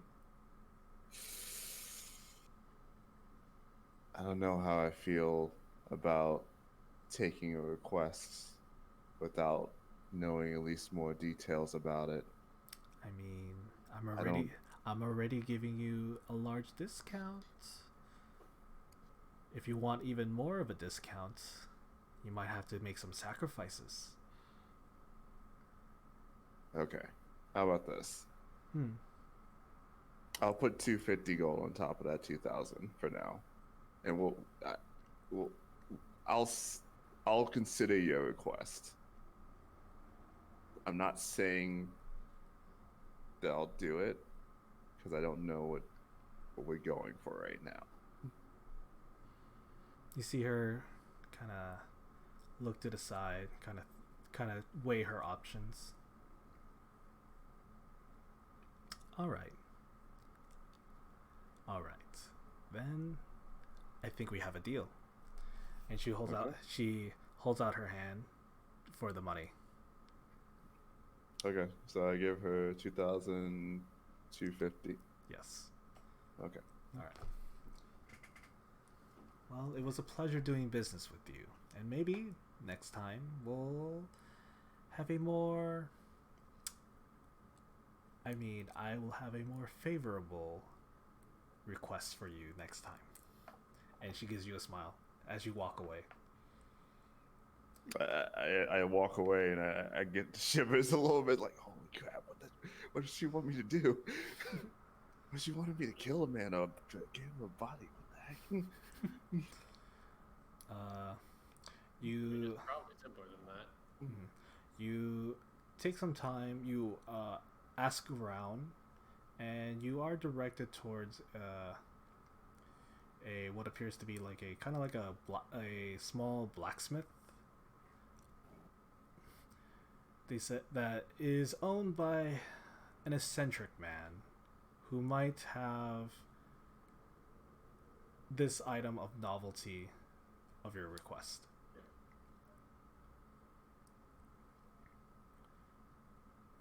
Okay, so so you're should I just walk in? Yeah, you can walk in. Okay. You don't see anyone inside. It's the blacksmith. The blacksmith itself seems. It's probably seen better days. It's dark. And you don't see anyone like in the front counter.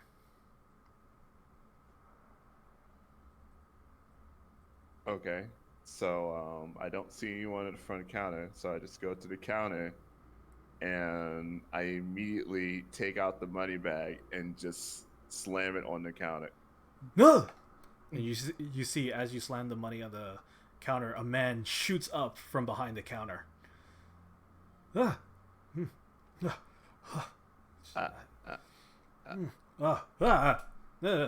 What are you doing here? I just came here to look for throwy thingies. Yeah, barrel over there. You just see like No, like actual weaponry throwy thingies. Right. There's a barrel of javelins right over there. Wait, what? You look, there's a barrel of throwing javelins where he points at. What? There you go. You just keep them in. What is this? A supermarket? No, this is a It's a blacksmith. Walmart. This is a blacksmith. Those are throwing javelins. What are you? Okay. Do you have any that have like enchantments, like lightning or anything? Enchantments? Oh, enchantments. All right.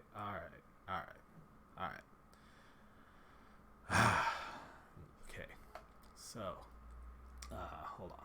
And you see him kind of gets up. You see he is a kind of like an overweight Hjor. Darker skin tones than like the other Hjors you've seen out and about. Heavyweight, almost like pot belly.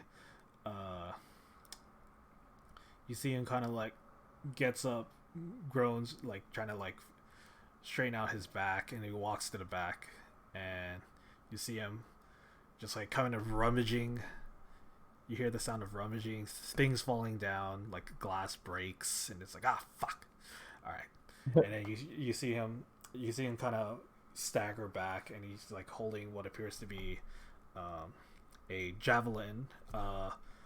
You see the blade tips are jagged in design, and then you see that the shaft itself is of a deep blue. And he kind of slams it on the table much the same way that you slammed your money on the table. Are you looking for something like this? Slightly. It looks like it has an enchantment. It does it? A lightning? Yeah. All right. Okay. Nah. He kind of like looks around. Aha. All right. And he holds it. He wields it back, and then he sees he says the words, "Ride the lightning," and then you see the blade spark, and electricity kind of arcs through, and he throws it at like over the door sill, and like hits the wall, and you see a burst of lightning, and it zips right there. Like you see the javelin turn into lightning itself. The room lights up with electricity, and it just smacks to the door frame, and it fizzles out, and then the room is dark again.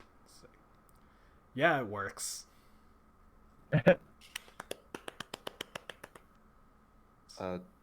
Do I have to say that silly phrase though, or Yeah. should I- You have to say it every time if you want it to work. God damn it. Whatever, I'll take it. All right. So let's see. That will be 750 gold. What? I had to run a business here, lady. You can't be serious. Isn't that a bit expensive for? Well, okay, I admit it looks nice, but It shoots lightning. it has such a silly phrase you have to say with it. I demand it be 300 gold, not because of the phrase. Well, roll a persuasion. Well, what do you suggest the price be, little lady? I feel like it's just like at most like 500 gold. Like 750 seems very steep. He looks around. It's like, all right, fine. You can have it for 500 gold. Sweet. Okay. Just hands him 500 gold. Doesn't even try anymore because still wants lightning. All right. Get out of here before I lose my mood. The door. You go and you just like quickly try to yank it off. Roll a strength check. Oh shit. Just strength, pure strength. Here comes King Arthur. This is Yes! interesting. King Arthur! You tug. It takes like about like 10 good tugs to finally get it loose, and then you walk out, and it looks like you're. Do you still want to do any more shopping, or do you want to be done for now? I'm done. Okay. I got what I want. All right. Perfect. Who's next? I guess I should go just so that way when I have to get ready to finish packing, then I can Sounds good. Sounds good. All right. I would say in this case you guys have split up. Yeah. After you're getting your ice cream, Yulia, you're gonna just have like a lot of problems with your money bags, but it'll be fine. I'm just dragging it across the street, Yeah. and everybody just leaves me alone except for the fact that they look at me and they're like, "Oh, how adorable! She's trying." Yeah. All right. So go ahead, Euphonius. All right, so looking at this list here, I saw the cloak of protection that caught my eye. What's this thing with an attunement limit, though? So like, for example, like the cloak of protection, you see that it requires attunement. So it's like you form a bond with this magical item, and you can only bond with 3 items that requires attunement. So any more than that, you would have to like. I have to like decouple from one. You have to decouple and then recouple, all that stuff. I'll still look at getting it though, Okay. because I may as well take advantage of that Well, system. I would say, if you saw the armor +1s and stuff like that, those can give the same benefit. Those give similar benefits to the Roba protection without requiring attunement.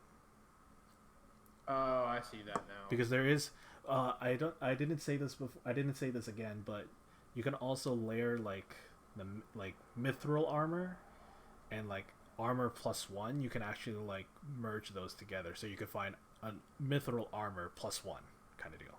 I was going to ask about mithril armor next, so that kind of answers my question before I even get there. If you want a suggestion, if you like just want it, like, are you doing this just to increase your AC? Yes. Okay, I'm so literally just trying to increase my AC right now. so I would a suggestion I would give is you might want to look into getting like Elvin's, aka Elizin, chainmail, because it doesn't require attunement. At the same time, it doesn't require you to be proficient with medium armor to wear it. Okay. Which would work the same way. So it works as medium armor, but you don't require attunement or require proficiency. Right. There was one other thing that I definitely wanted to do, just because I thought it'd be funny eventually, and Right. it doesn't require attunement, but I don't care. The Hat of Disguise. I want to go for that too. Okay. So that. Where's that elven armor at? Elven chain. You're talking about elven chain? Is that what that is? Yes. That one. You're considered proficient with this armor even if you lack it. Yep. And then It also gives a +1. that's 5 to 5,000 And then I can armor +1 possibly. Depends on how much this is all going to cost me, though. Is the hat in the lower price range? I'm looking it up. Yeah, it is. It's Yeah, in it the is. 1 to 500. Yep. And then, remember, you're limited to 1 rare and then 2 uncommon. Right. So I guess what I'll do is I'll go Elven Chain for the Yes. rare side of it. Okay. I'll go Disguisey Hat, Okay. For- Hat of disguise, right? uncommon, and I'm not seeing any like other weapons or anything that I'd want to go for. I want to just up my armor class, I guess. So I'll just do those 2 things. Okay. Keep it simple. Well, you can also just, if when in doubt, you can just always go for a weapon +1, which is in the uncommon. So your weapon will have a +1 to attack rolls and damage. Yeah, let's do that too. Okay. All right. Okay. So you find yourself after splitting up to do your own shopping, you find yourself a little bit kind of going the opposite way of the thoroughfare because you heard tales of an eccentric armorer around, and you find yourself in front of, I would best describe as almost a Victoria's Secret style armory. Ooh, fancy. Ooh, soft porn. And you walk in and you see like several displays of armor. It seems like it's not like a clothing shop per se, but it's more like a tailor shop. You see what appears to be the curtain dressing room. There's a mirrors on one side with a little platform, probably to get some measurements. And as you walk in, you hear the chime of the store ring, and then a few seconds later, you see through like a doorway, but instead of a door, it has drapery, and you see busting out of it a Seawolves Rogadon female, and she's like, "Darling, welcome to my shop. What are you here for?" You see, she is almost like she is of a thicker sort, stockier sort. She is herself wearing what appears to be a billowing dress, but instead of like a Victorian corset, it's actually like a breastplate armor that's fitted to her body, but instead of like covering her breasts, they kind of accentuate the breasts. And her hair is like done up in almost like a beehive kind of style. Nifty. Why, hello there, darling. What would you come to my shop for? And I kind of shake my leather armor, like with both of my hands, like around my collarbone, I would say. Like I just kind of grab what's there and just kind of shake it carelessly. Mm-hmm. Pick himself up. I'm kind of looking to upgrade from these old drab armor pieces. Ooh, all right. Wait, when did this person become callous?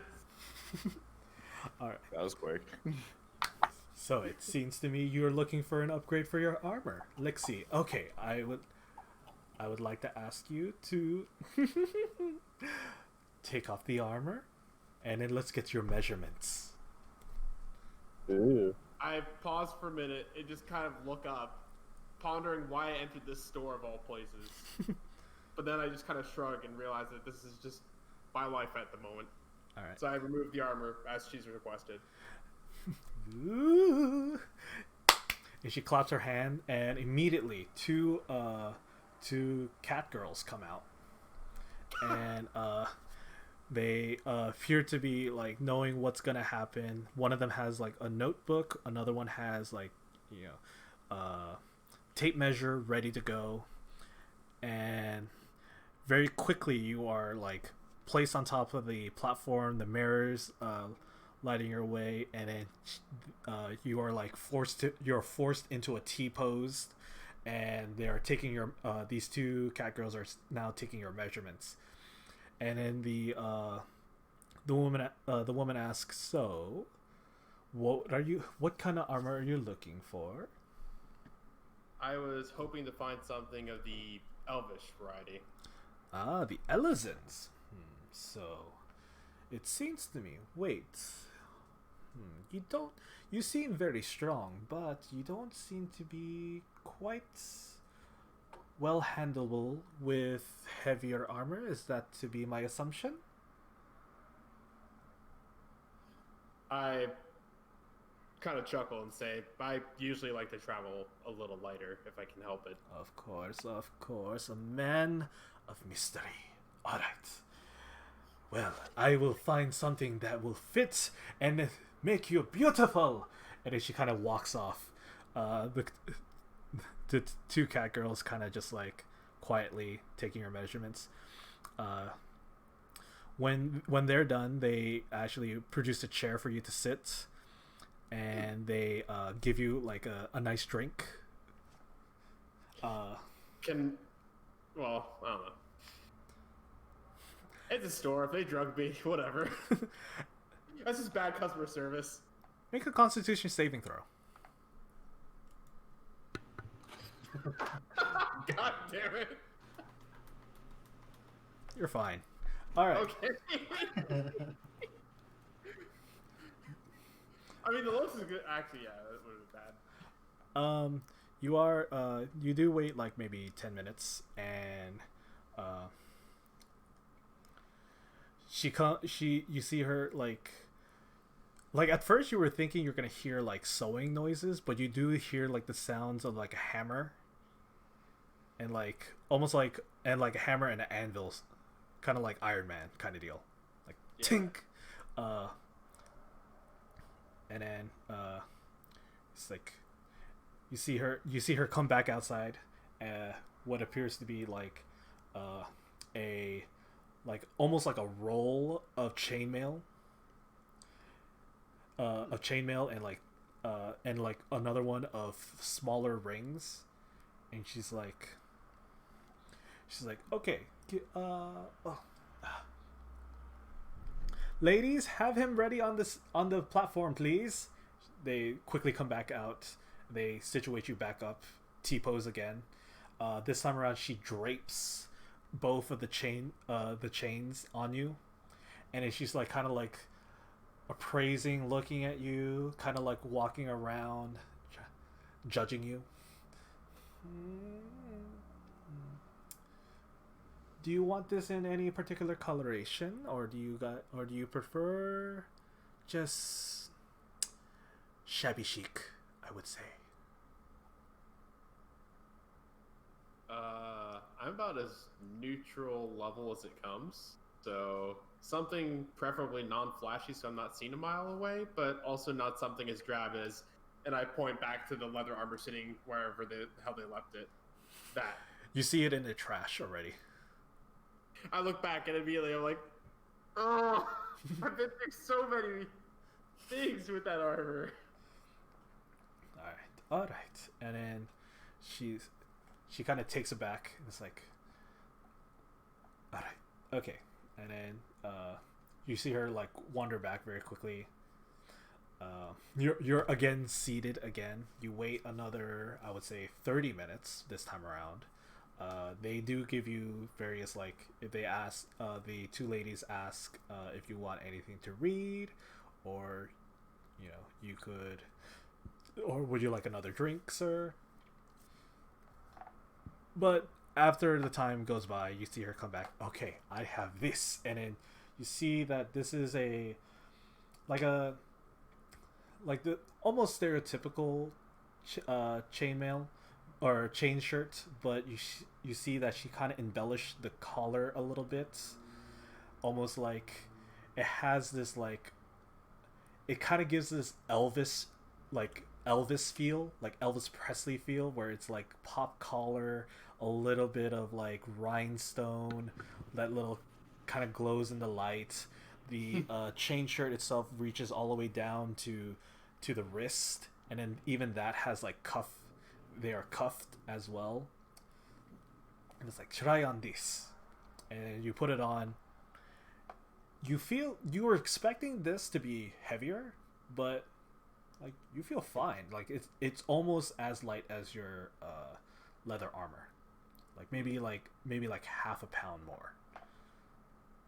Interesting. Yeah. So what do you think?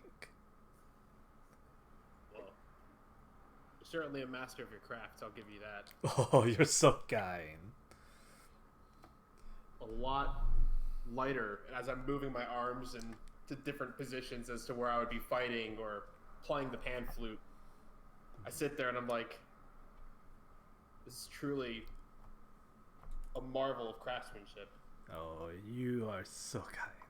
Is there anything else you're looking for? I believe,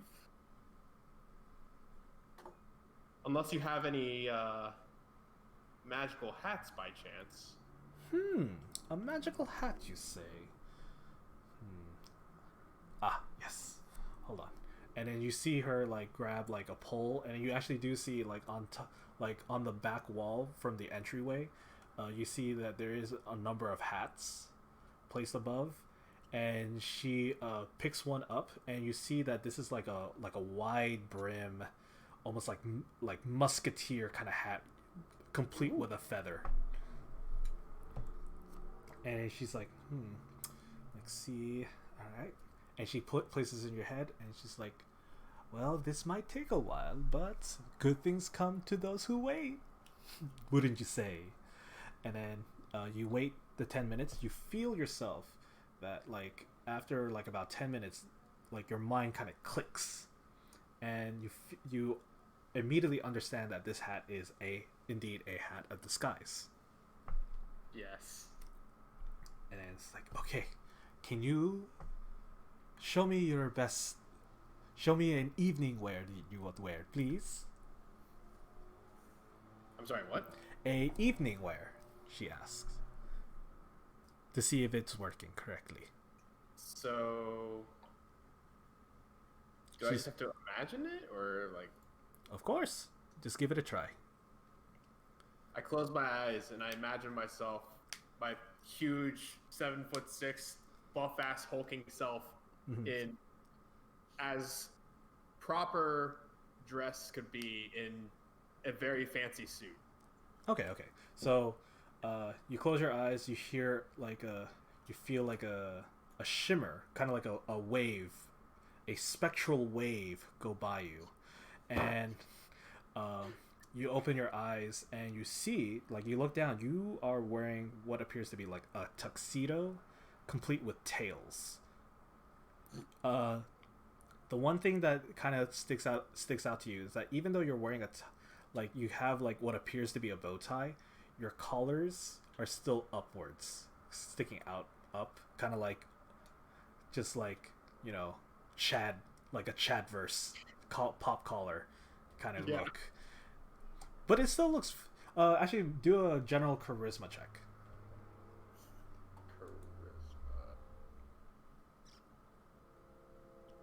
You still look quite fetching. Just it goes together. It doesn't, like, you know, the pop collar. It goes together. You see her kind of clap. Ooh, yes, it works fine. So, is this gonna be completing your order for today, sir? Yes, I believe so. Okay. Which is that gonna bring me to? Let's see. Well, this was. Luckily, I had the materials ready to go. And let's say, I would say this would cost 3,000 gold.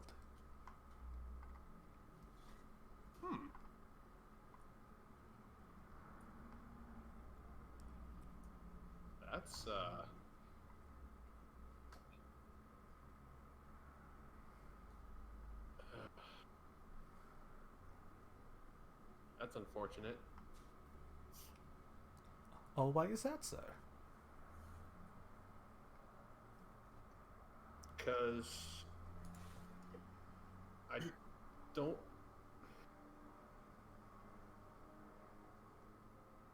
I begin to ponder. The craftsmanship of this armor is truly amazing, and I wouldn't doubt its quality. But the hat, what is the hat worth just by itself? Let's see. Because I trust your judgment on whatever the armor costs. I will totally go with whatever that is. Let's see. The hat. Well, you know what? Dear gentlemen, how about this? It seems to me you are a little bit tight in cash. How about I will charge you 2,000 gold, but would you care to be a model of mine? A model? Yes.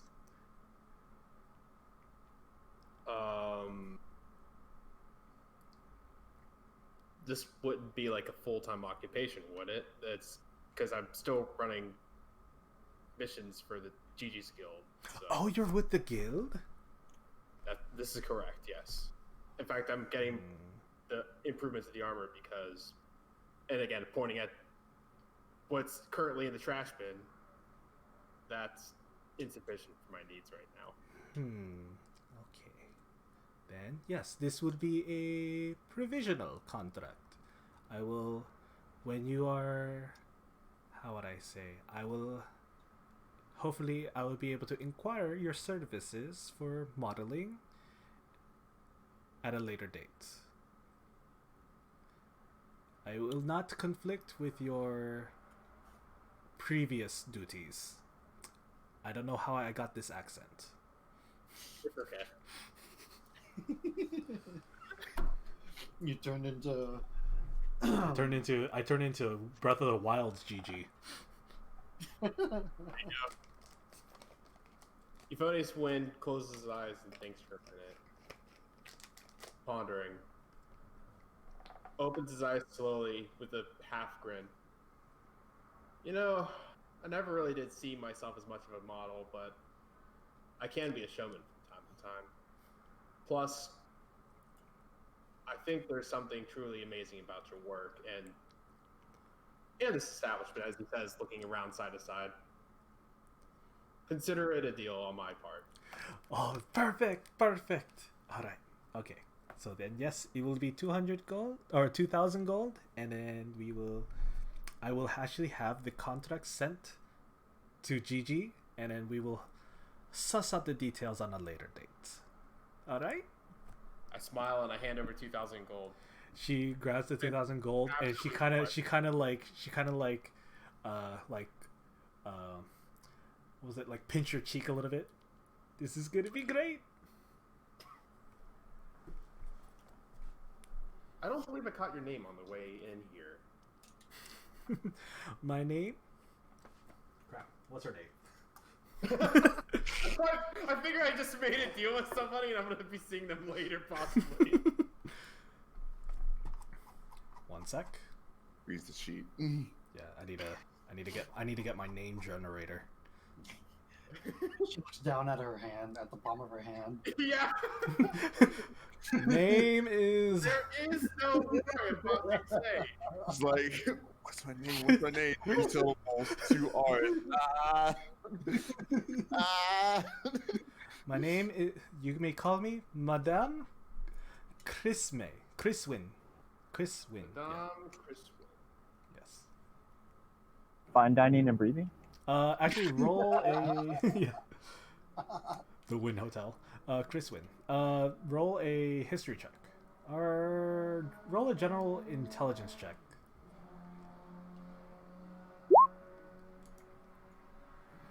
You not exactly familiar with the Seawolves languages, but you do know that the Christ in her name means crystal, and Win means daughter. So you know, like they generally use compound words with their languages, and generally their last names are like their parents' names, first names. So it's like a passing on of one's legacy. What race is this? The Sea Wolves Rogodin. Oh, okay. It's also said Wait, so in the You said the second part of her name is also like it would be like Crystal and Win. Crystal. It's basically, if you were to say, her name is Madame Crystal's daughter. So she didn't tell you her first name. She told you her surname. She asked you to call her Madame Crystal Win. Crystwin. Crystal Win. No, Crystwin. Chris Win. Yeah, Crystwin. Yes, Crystwin. Dog. Okay. So yeah, 2,000 gold, and you find yourself, you're trying to look for just a general upgrade for your longsword, right? Or if you're looking for a different sword altogether. I guess just an upgrade to existing sword. Okay, so you find yourself at you ask if there's anyone that can modify your current sword. They point you towards the Metallurgist Academy, and you find yourself at like what appears to be like this huge smithy,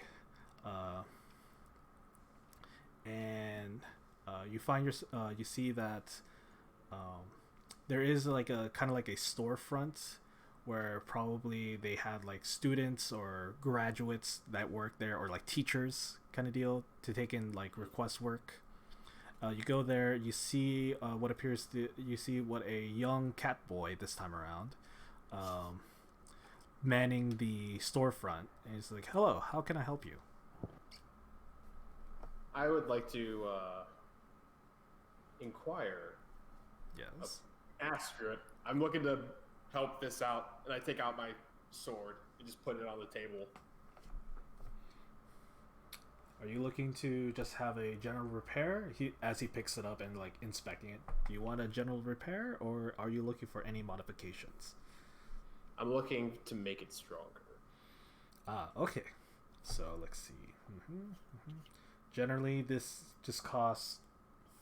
would run you 500 gold, if that's okay with you. Perfect. All right. Do you want us to? If it's okay, we will complete this by tomorrow, and we'll have it sent your way. Can you give us an address? You do know that you live at BBNB Inn.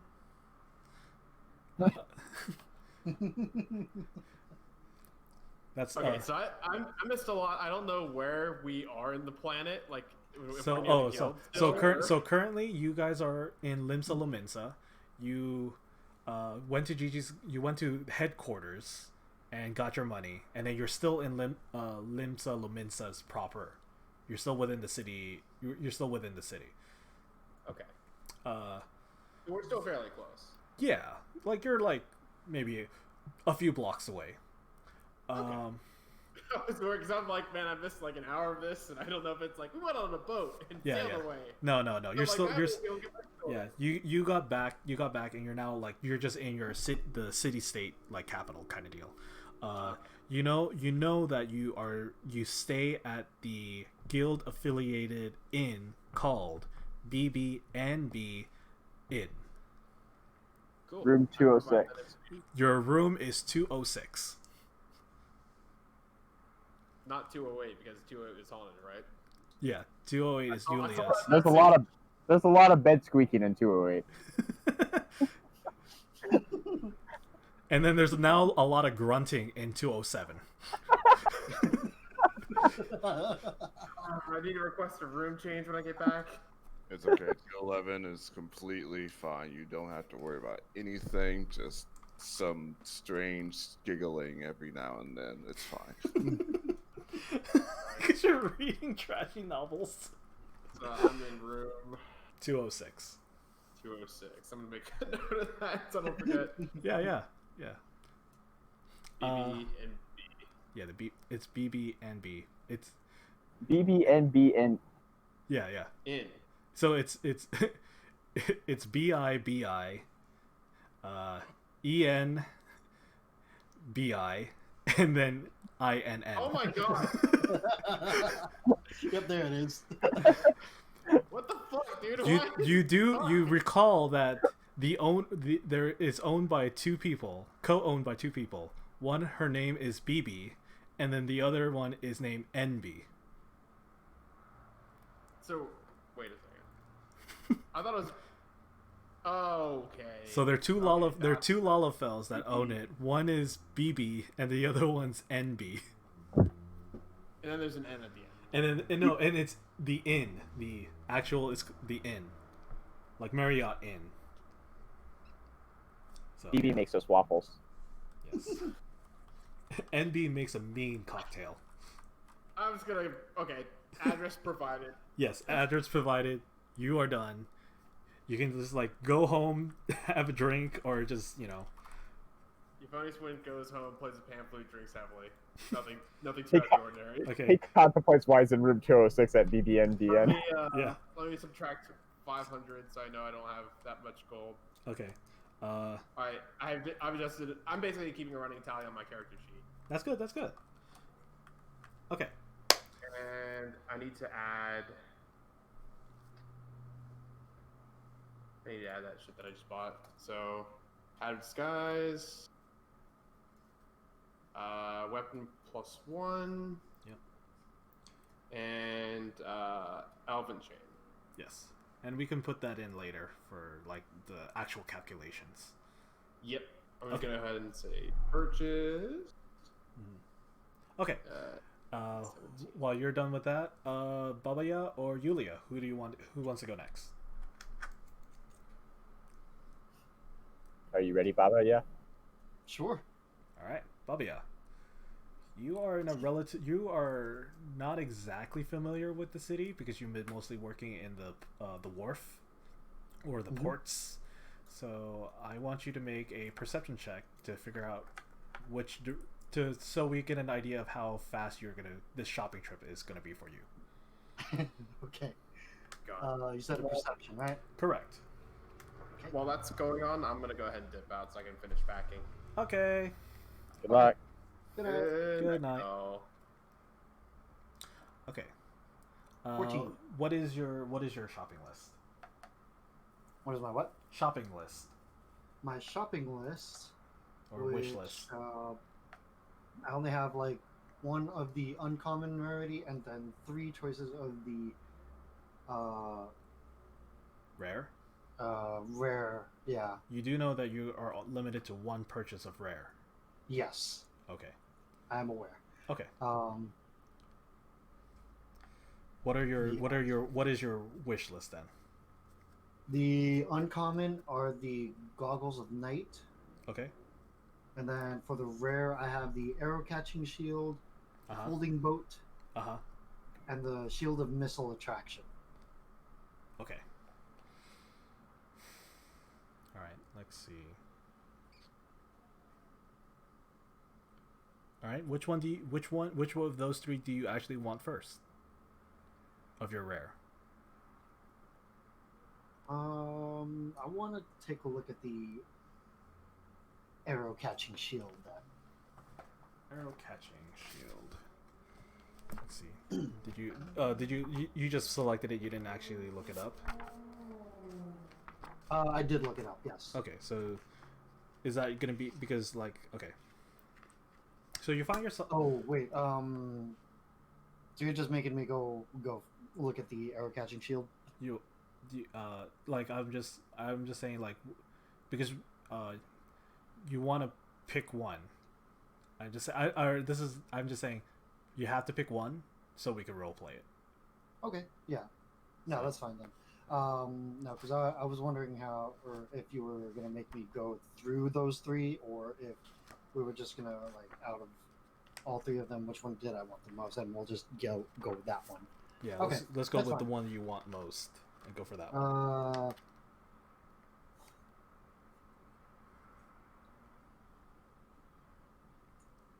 Actually, yeah, I'll go with the arrow catching shield. Let me also just take one last look at that really quick here. That's not the right one. Catching shield. Shield. And what was the other shield called? Yeah, that's the one I wanted. Yeah, shield of missile attraction, because the shield of missile attraction. Michelin Uh, attraction. Oh yeah. wait, this is cursed. No, take that out. Yeah. Oh, okay. Yeah, that shouldn't have been there. I didn't want cursed weapons. Oh, okay then. All right What's then. Yeah, the shield of or arrow catching shield. Okay. All right. So let's see. Arrow catching. Okay, so you find yourself. It takes you a good like 30 minutes to find. At first you like, oh look, I found the place that sells shields, and then you took a second. Wait, they sell pot lids. Never mind. But as a forever optimist, you keep on trucking along. You eventually find yourself at what you thought it was going to be another pot lid shop, but in fact, this looks like, oh, this probably sells shields. So you walk in. You see, this is about a medium cleanliness. Doesn't look like it gets a lot of foot traffic.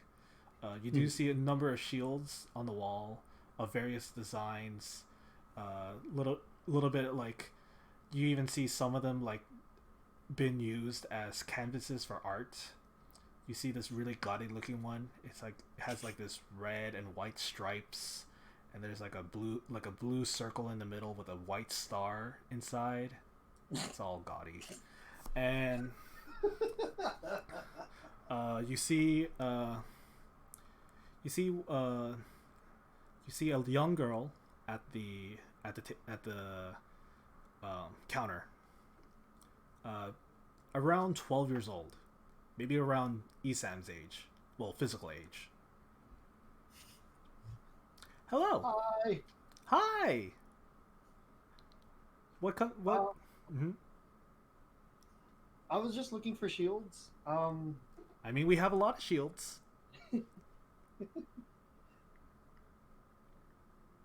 Is there any particular you're looking for?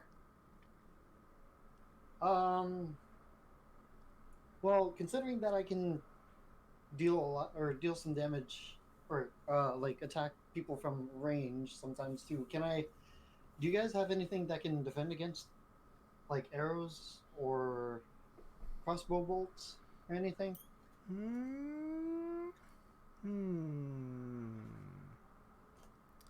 Maybe. Hold on. You see her wander in the back. It's like you make a perception check again. Okay.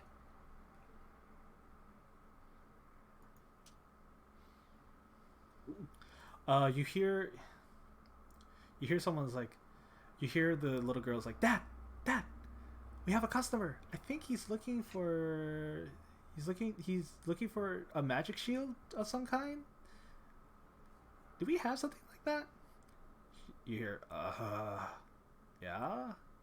It could be in the back. I think we set one up for the dummy, but didn't someone commission that? Yeah, but they're like a month late. They didn't even pay. We should just get rid of it. I don't know. I mean, we need the money for the rent. He's getting really angry. Yeah, I guess. Alright, you do you. I'm gonna just go back to sleep. Okay. Sir, and you see her walk back up. It's like, okay, I think we have something in the back. Can you follow me? Okay. All right. So you guys walk out the front door, and you kind of wander around the building, and then you kind of go down this small alleyway, or like not narrow, but like an alleyway that leads to what appears to be their backyard. You see what appears to be a dummy set up at the far end. Thick. This dummy thick dummy in the far back wall, like, of the backyard, and you see what appears to be several arrows and like a bow, but like the arrow tips are like not of any deadliness is like blunt ends. He's like, I think this might be up your speed. And she picks up the bow because it protects well against bows. And you see her like pull back and she shoots one, and you see like it was very close. Like you probably think that she probably made this demonstration a few times before, but like it looks like it was gonna go straight for the dummy thick throat, but it hits the dummy thick shield instead. Like it's like for some reason it feels like it's like the arrow itself kind of just like dipped in the last second to hit the shield, and it bounces off harmlessly. Ooh. Yeah. Can I actually see a demonstration, please? I just did one. Do you? Or well again? Okay. All right. She lines up and she shoots. This time around, it looks like it was gonna try to go for like the leg. So it's like shot lower, and then for some reason you see like as if by magic, the arrow instead of going in downward arcs, all of a sudden it kind of drifts upwards towards the shield, and hits it, bounces off harmlessly. Ooh. As I clap my hands, like She gives a bow, a smug smile, like, you know, yeah, I did it, kind of deal. yeah, I like this. How much is this? Let's see. Well, it's an enchanted shield, and then she kind of like does like has like an imaginary abacus floating in front of her as she's like running her fingers through it. This will come out at 2,750 gold.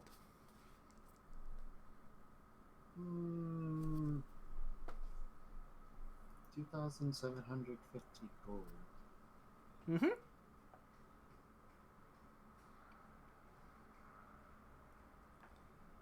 I'll just like pace around, kind of hand on my chin, looking up at the, or well, yeah, looking up and just like pacing back and forth. And I'll just come to like just a small conclusion, like, okay, sure. Okay, yay! She puts on the bow, runs across the backyard, grabs the shield, and then hands it off to you. And then she holds out both her hands out. It's like, okay, 2,750 gold. All right then, and I'll just like, well, yeah, I'll just take my time like counting out the gold. 1, 2. Wait, what was that? Roll. Let's see. Roll a wisdom saving throw. Say, oh god. Oh, here it is. Oh god, I don't have any. Ha! Oops. She's able to wait. Okay. She actually wait the 45 minutes it takes you to count 2,750 gold. Is she interested in it though? Is she interested in? Maybe because of the fact that you heard her saying like, "Oh, we need to pay," kind of deal. Yeah. So. Here you go. Thank you. All right. You see her kind of like trying to lift it. You need help with that? No, it's okay, sir. Oh, okay. Thank I'll you. just be on my merry way. Yeah, so you kind of leave her while she herself is trying to drag away the monies. Okay, so you said you're looking for goggles, and what was the other one? Well, the it was just the goggles of night that were the uncommon rarity. Okay. Because the other two were of rare. Oh, okay. So you were, yeah. Oh, the foldable boat's rare. Yeah. Yeah. Oh, No, I was looking at that one too. Okay. That's okay. So you find yourself back to the boardwalk. As you're walking by, make a perception check one more time.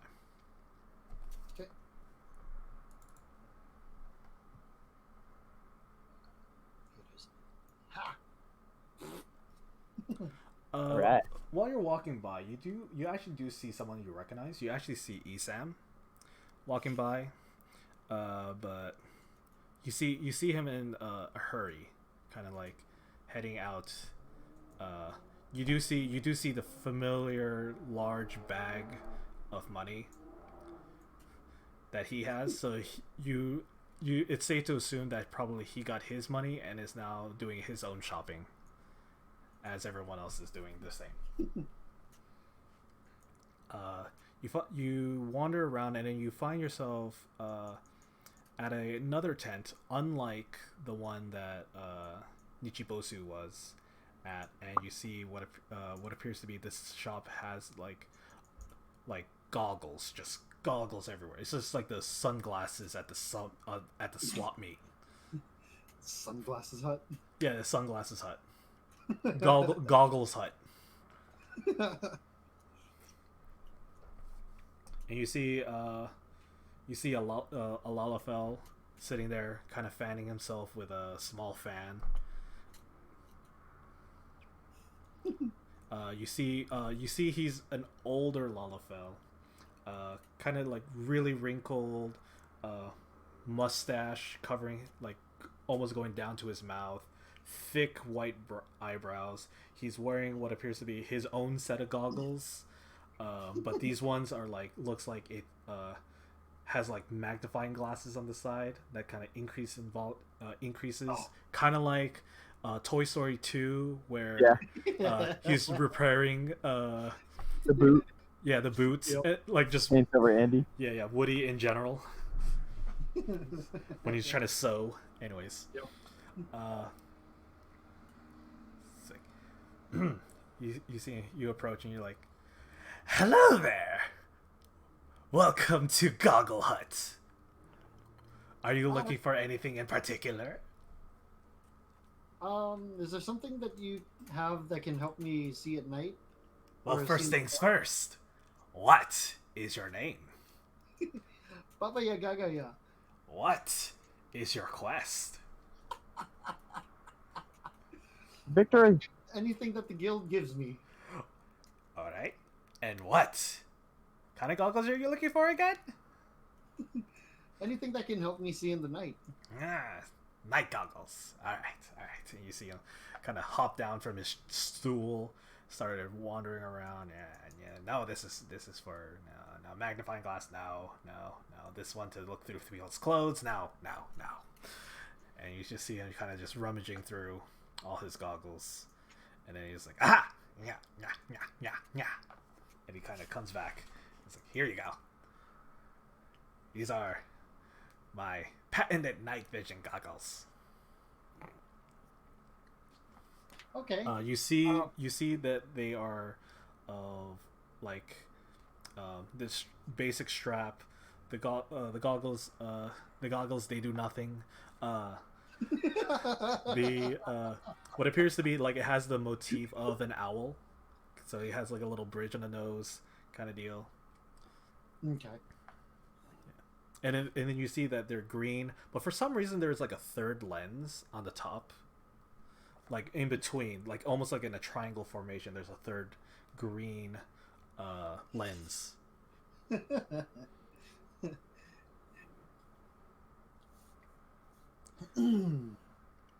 Was the previous owner Sam Fisher? What are you talking about? We don't serve fishermen here.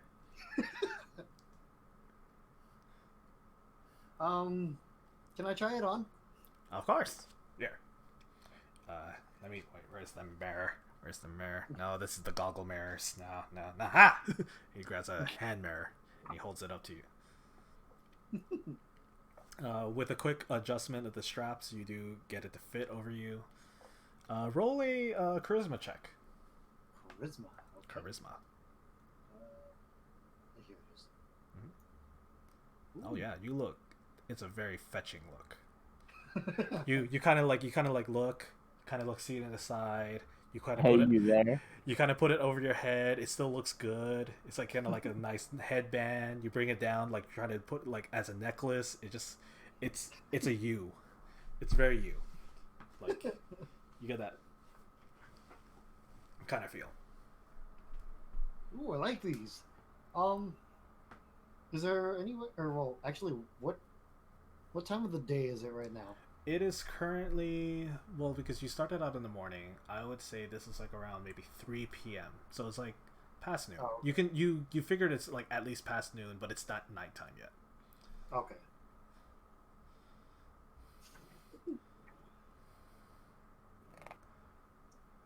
Oh well. Yeah. That's okay. How much are these though? Let's see. 300 gold. 300 gold.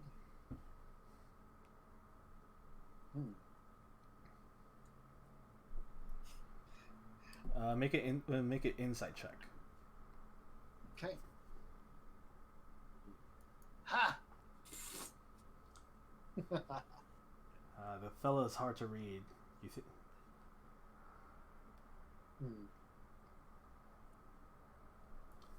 Well, okay. Well. Oh, well, that's okay. That's fine. Yeah, I'll take it. Okay. All right, here you go. Wait a minute, hold on. So, hold on. You're 50 gold short, from my calculations. I did have an extra 15 gold from the. Where did I get that 15 gold? 15 and 40 silver. I paid I paid 1 silver over. So technically, you have 19 gold outside of the 3,000, because 10 silver is so 1. I got the 15 gold from doing a performance in that town with the train. Yeah. Did you perform with us? Maybe. I don't remember where I got it. That's where I. I think it was helping out at the ship, or on the ship, or something. I don't remember. And then I'm gonna realize that I don't have enough. I'm like, oh, okay. Is there any way you can make it cheaper? Make a persuasion check.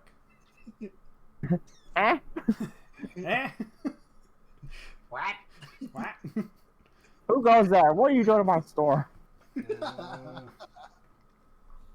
Let's see. All right. Tell you what. How much money do you have right now? I only have about 250 gold left. Make a deception check. Is that a deception check? Correct. Okay, just making sure. He's lying? You're a liar! The endless optimist is a liar! Is he lying about his optimism? No! What do I believe now? Alright. Okay, how about this? If you give it, then I will make this cost 250 gold. Is that a deal? Okay, sure. Alright, here. And he like, as if, like, he was holding it, like he took it back from you, and then he's holding it, and then he holds out his hand to get the money first. Oh, okay. And I'll give him the rest of my... the 250. The 250 I'm carrying. Okay. Yeah, you just give him the bag. Yeah. He hands you the goggles, and then like you very quickly realize that he already like the money bag has disappeared. Probably whisked away into like some kind of unknown orifice that he has to keep it safe. Face. In his face. He just eats it. He ate it. He said, "This looks like a delicious bag." I can see him cheeks full like a hamster. Yeah. I can see him pecking at it like a bird. Yeah. Nice. Alright, so you're done. What do you want to do after you have spent your money? Head home? Do you want to just wander around? I think I'm just gonna wander around Okay. and look around this, since I'm not so familiar with this area. Okay, roll one more perception check. Okay. Ha! Nice. you spend the rest of the day taking in the sights, and you have a same understanding of the city itself as everyone else. You're Yay. acquainted with it now. It's a nice town. It's a nice town. All right, Yulia. That's me. I forgot that you still have yet to do it. So, Yeah, what is your I'm wish? last. Yeah, what is your wish list? Well, technically, Esam is last because he has to do his. That's true. I gotta roleplay Esam by myself. All right, bye, you guys. Okay, so Esam, you're gonna go here. All right, I go here. Okay, you're gonna go. Give me all your money. Okay. Okay. I get a kettle corn. One kettle corn. It's not even popped. A single kettle corn. You have to pop it yourself. I have to pop it myself. I don't know fire magic. All right. So Esam, yeah, it's your turn. What would you? Esam's turn. All right. Yeah, it's my turn. Move aside. God damn it. Yulia, what is your wish list? Okay. My wish list is the Boots of the Winterlands, Okay. the Cloak of Protection, and the Dancing Sword. Okay. All right. So, let's start with the dancing sword. That's the one I wanted to start with. Perfect. You find yourself after asking around of anyone that might sell like a animated sword. You find yourself strangely enough at a flower shop. But the only reason why you would think it's a flower shop is because of the amount of red roses that seems to almost cover the entire shop.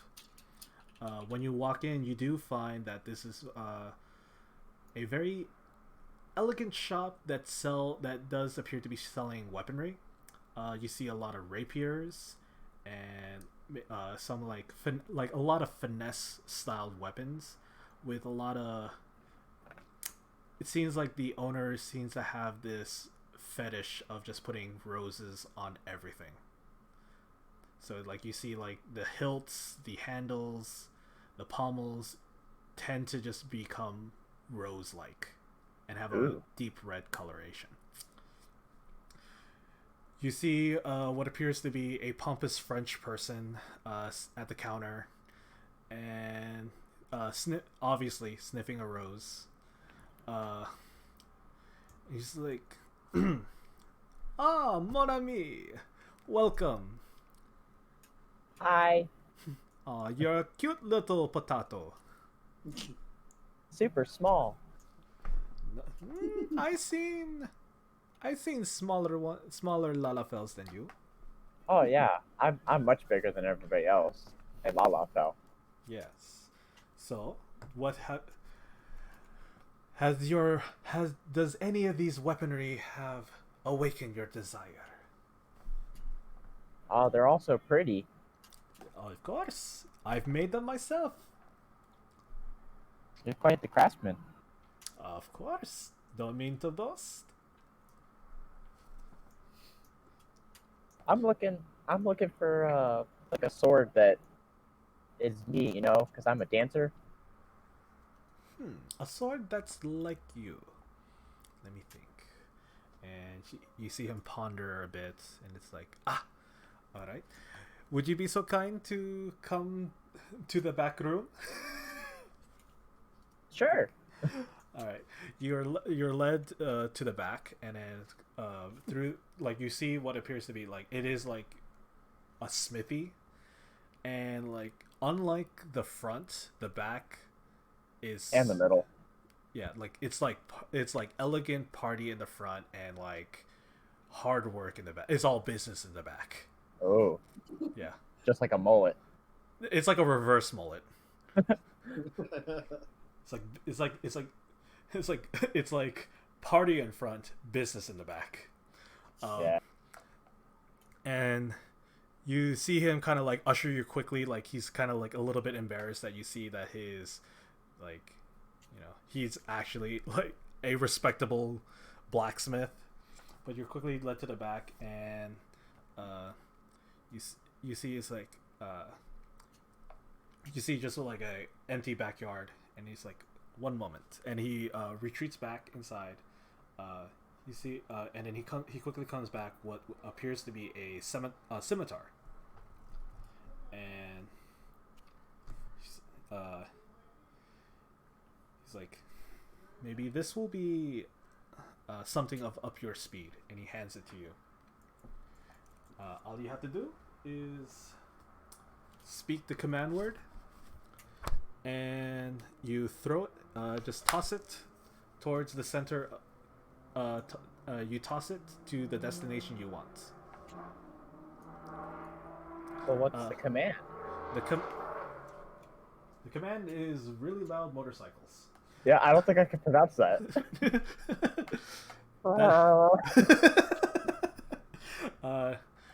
The command word is let's dance, boys.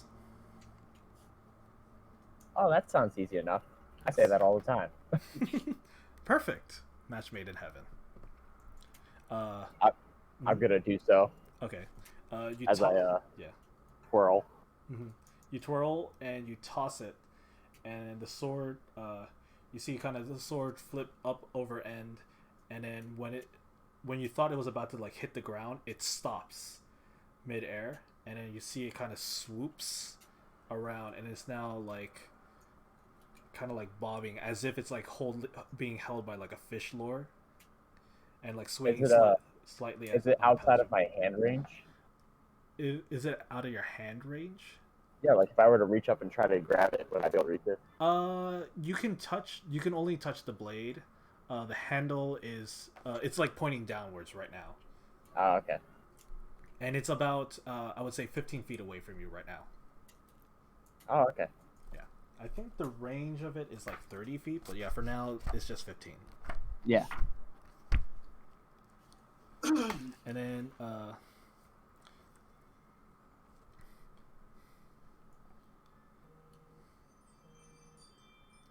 then to call it back to you, you have to say, "Come on back, boys."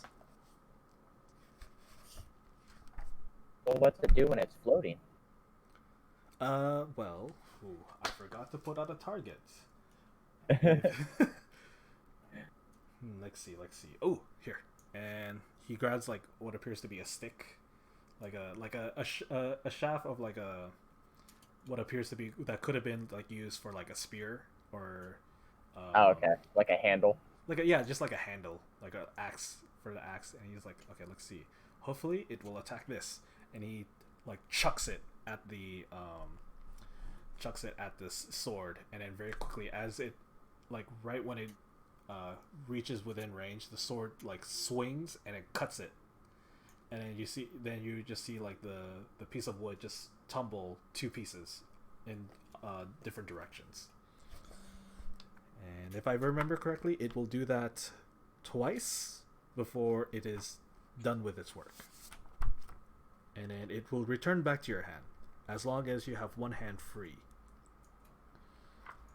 I'm gonna clap as the sword just like attacked whatever. The stick. Yeah. It's a very impressive. It's a impressive sword, is it not? I like it. How do I get it to come back again? Say, "Come on back, boys." Come on back, boys. You see the sword kind of swings back towards you. At first, you feel as if it's gonna attack you, but as it approaches, it slows down, and then it kind of like goes handle first towards you, and then as you held out your hand, it kind of just fits right back in your hand. Like a glove. Yes.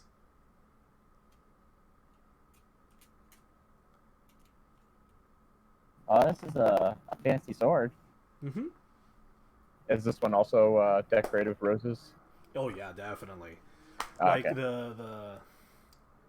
the it has like a handguard. Yeah. And it's like you just see like it's like a bouquet.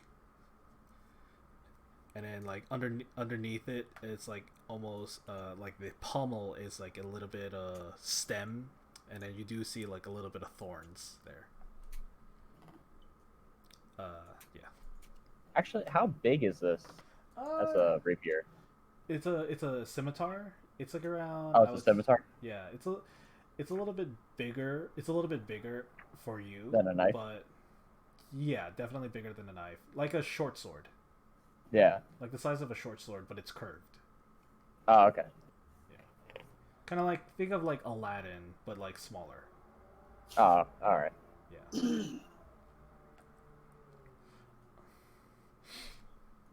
All right. Is this would this satisfy your needs? I think so. It's a nice sword. Great. Let us talk price. I don't know why I always go to this one accent I can only do. Like I try to do an accent and it slowly becomes this other accent. It always becomes GG. It always becomes Gigi or Lady KO. You started off as French GG. Now you're just regular GG. Yeah. Alright.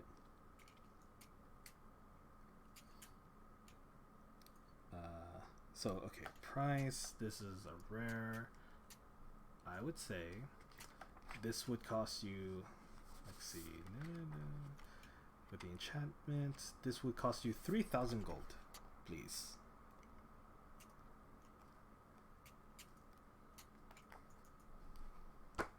3,000. Yes.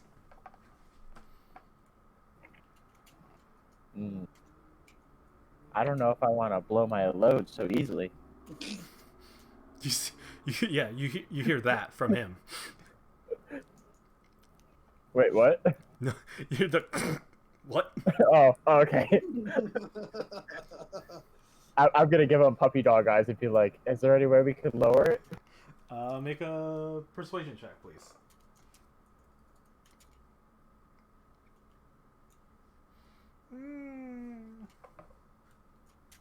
You know what?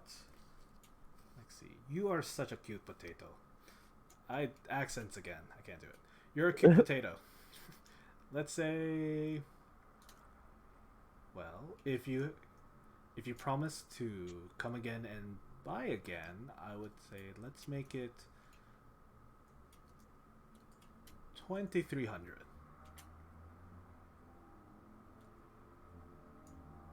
So 2,300 gold.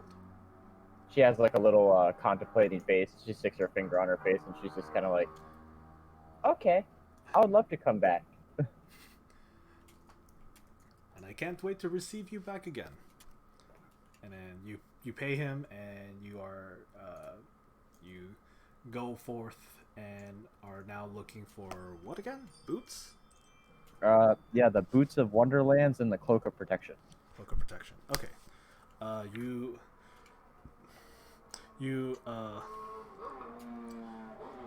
don't wander that far until like literally almost 3 shops down. You find yourself in front of a store called Cloaks and Boots. Cloaks and boots and cloaks and boots and cloaks and boots. Knee-high cloaks, boots. Wait, what? No. Anyways, yeah, you find yourself outside that shop, and you go in and you see. This time around, you see twins here, and the ambulance. Dangerous. Dangerous. Yeah. I'm getting a sense of danger from this store. You see, they are these are Elysian twins of they're both female, and Elysian. The like that's the elf version. Yeah, the elf version. Okay. Yeah. But like think elf, but they're tall. Are all elves tall? No, well, in D&D they're actually considered shorter than like normal humans. Oh, that's weird. Yeah. I've always thought they were taller. No. These ones are like basically like they can go to like 7 feet tall. Ah. But like they're like rail thin. Or not rail thin, but they're like definitely like Paper. yeah, they're paper. Let me double check. Let's see. Oh yeah, they can go from 5 to 6 feet to over 6 feet tall. and have slender builds. So yeah, I guess you're right. But like Ellison in this case, they are generally they can go like they're like normally 6 feet and up. Like the shortest is like 6 feet tall. Yeah. Yeah. Okay. So, you see that the twin Ellison girls they say at the same time, welcome to Cloak. But at this time they speak separately. Well, one of them says cloak, and then the other one says boot, and then they kind of glare at each other. I'm gonna give him a hand because I think it's really cute. Now they're doing the twin thing. Yeah. Yeah. They kind of. One of them, one of them says, "So what kind of cloak are you looking for?" And then the other one's like, "What kind of boots are you looking for?" Like they're trying to one up each other. Oh, I don't know. I just kind of wanted to look around and see what stuck out. They both look at each other and it's like, "Okay, please call me." They both say, "Please call me if you have any questions." And they look at each other again, glaring. Which one looks happier among the two of them? Make an insight check.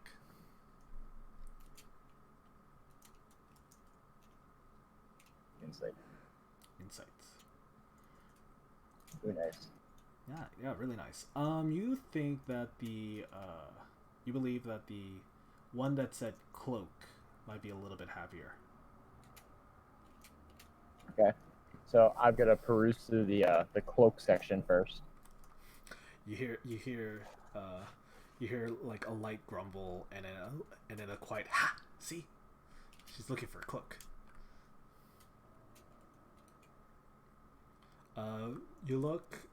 You do see that there is some there's a cloak that has almost looks like it has a star pattern on it. You see what appears to be like a deep red cloak, a cloak what looks to be in this case for you to know is like a displacer beast tentacles, but in this case it looks like coral, which is basically a cheetah version of the displacer beast from D&D. You also see a cloak of various patchworks, or not like patchworks, but it has patches of different items on it. And then you do see a cloak of eyes, and then you find yourself looking at this cloak of just like an average looking cloak, and yet you feel as if this is the cloak you're looking for. I'm gonna pick it up. Okay. And I'm gonna ask her what it is. You see her kind of quickly run forward, and then the other one's kind of hand on her palm, kind of huffing, sulking at the counter. It's like, well, ma'am, this is a cloak of protection. This will give you extra protection against the elements, and also help you with dodging or overcoming adversity. Oh, that sounds interesting. Yes, it is. I do do pretty well dancing on the battlefield, but it would be nice to be able to dance a lot better. Mm-hmm.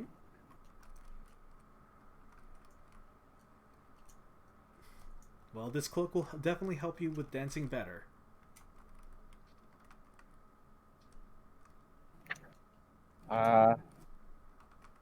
How much for the cloak? Let's see. That will come up to 300 gold. 300 gold.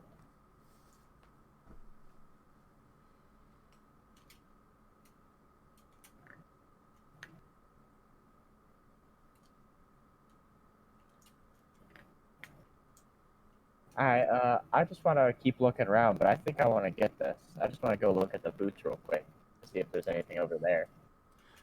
You see her smile get a little bit tight, and then immediately she takes the cloak. As soon as she takes the cloak off your hand so she could keep it in the front, you see like a hand like push her aside, and then you see the other twin is like, let me show you where the boots are. She just drags her across the room. No, she just kind of like push her out of the way, and then she's like, the cloak girl just kind of like huffs and just like walks to the front to the counter, and now she's waiting. She's not as sulky as her sister was, but Yeah. But the boot sister is way happier right now. And she's smiling. She's smiling like really big, and she leads you to like the various boots. It's like various shoe works. You do see like one that has like a spider web patterns on it, and then you do eventually find the boots of winter. What's it called? Boots of Winterland? Yeah, boots of Winterlands. Is that the one you really want? Hold on. What does that do again? Cold resistance. Oh, cold resistance. Okay. Yeah. Okay. I'm gonna see those boots and I'll be like, oh, these boots are cool. Yeah. Yes. Wait. Okay. Hold on. Oh wait. We don't need to. Well, here. And then she pulls out the shoe measuring thing. I'm gonna put my tiny foot up. She like looks at it, like it's like a toddler trying to do those like big ones, and she's like she has like the one that like measures your. What I don't even know what that measures actually.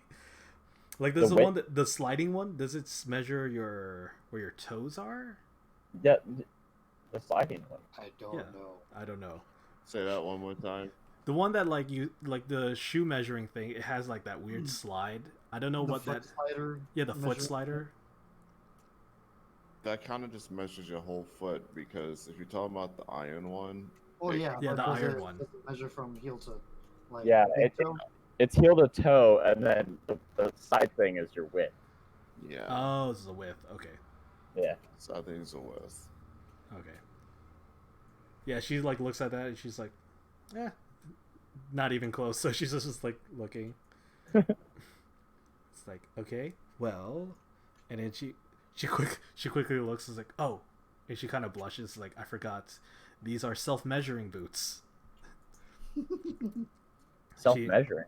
Yes, here, and she puts on the boots on you, and you're just basically butt Uggs. She puts the boots on you. You just now saw the picture? Yeah, I was just looking at the picture. It's like there's a lot of fur. There's a lot of fur. It's just, without the spikes, they're basically Uggs. Yeah. So she fits them in, and then you wait, and then very slowly it starts to shrink and like conform to your feet until it's a perfect fit. I'm just absolutely amazed that they have something in my size. Yep. It's like Back to the Future with self-tying shoes. Yeah.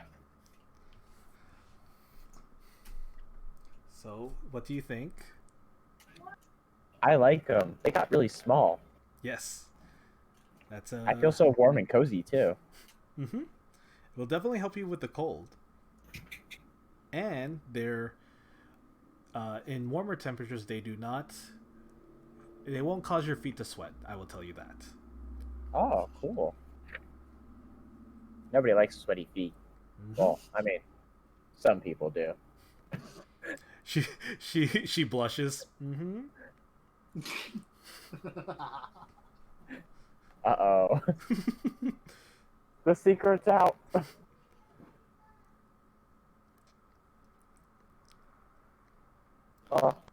I'll tell her that I would like to get a pair. Okay, so let's see. That will come up to 200 gold. Okay. And do I meet him at like the counter for? Oh yeah, so you can also get the cloak. So altogether, that would be 500 gold. Yes. Yeah. I will put the 500 gold down, plus 1 gold piece each for them, and tell them it's for their smiles. Thank you. They both say at the same time, and then you gather your stuff, and then you turn to leave. And as you're walking out the door, you hear them say, "Thank you, please come again to Cloak and Boots." But you hear them say that at the same time again, and they're like, they glare at each other again as you leave. I wave bye at him. All right, so it looks like you are done yourself too. So, you're gonna just wander around yourself, or you're gonna go home? I'm gonna go home. Okay. So the day ends. You guys find yourself back at BB&B's Inn. Have a nice dinner. This time it's hamburger steak. And you're actually surprised that you haven't. Well, most of you haven't seen Esam around, and are wondering like, does he actually live here, or does he have his own place? And from there, we're done. We'll leave it to that. Yay! Wait, so we've never seen Esam at the B&B? No, Oh. like the whole time you were there, you didn't see him. You had like even because you're like you've been a guild member for X amount of time, you have never seen him at the guild hall or at the inn itself. Oh, okay. Like this is your first time meeting him, but you would think that if he was part of the same guild, you would have run into him at the inn itself. Yeah. But you did not. Okay. So yeah, we're done. Congratulations, you got magic swag. I've been swagged up. You've been swagged up. Iced up. Swag. Swiggity swagged. Swagged up, iced up, let's go. The sort of back talking. It's chaotic evil. No, I remember there was someone that said that like there's a sort of warning that warns you of any danger. You can ask, but it's a defective one. So it's like they ask is like, is something bad's gonna happen? Maybe. And then it's like, ow, I hurt my finger. I warned you. That's so stupid. What? We're surrounded by enemies. I warned you. I got that from there's a D&D like animator YouTuber named Puffin Forest. Oh yeah, I know about that guy. Yeah. So he was talking about like how they have a defective sort of warning. It's like, I warned you. I remember that. Yeah, there you go. Okay. Thank All right. Defective sort of warning. Yeah. Okay, so for Esam's morning routine, he immediately jolts awake at his desk, a piece of paper stuck on his face. It just says notes on it. It just says the word notes. Yeah. Oh, I was thinking it was just going to be a fancy drawing calligraphy of the word the. Like SpongeBob. Yeah. With his essay. The break time. I'm doing it. I'm doing it. Yes, he's just stabbing it.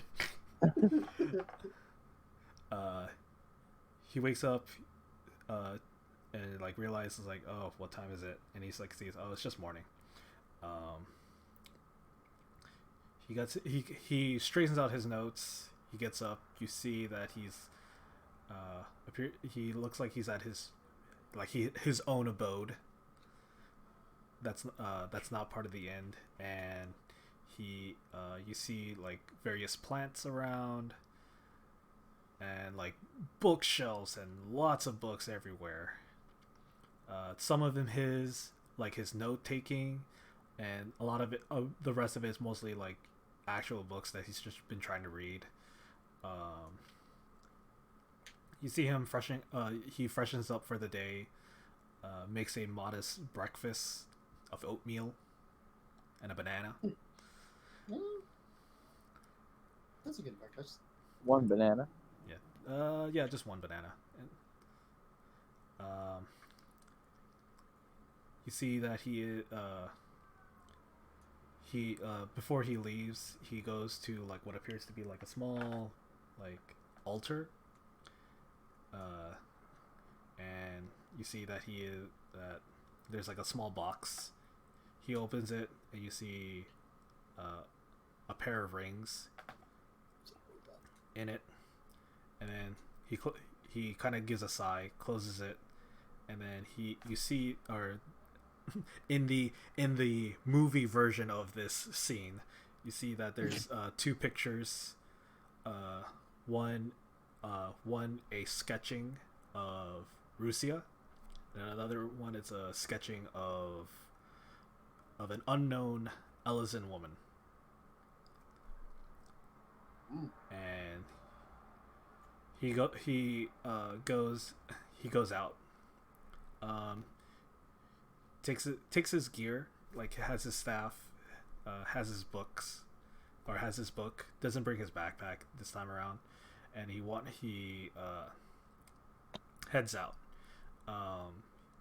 He goes towards the gate on the west side of town, and he already waves at two people that are enthusiastically waving back at him. You see that they're what appears to be young, fresh-eyed, or freshmen adventurers.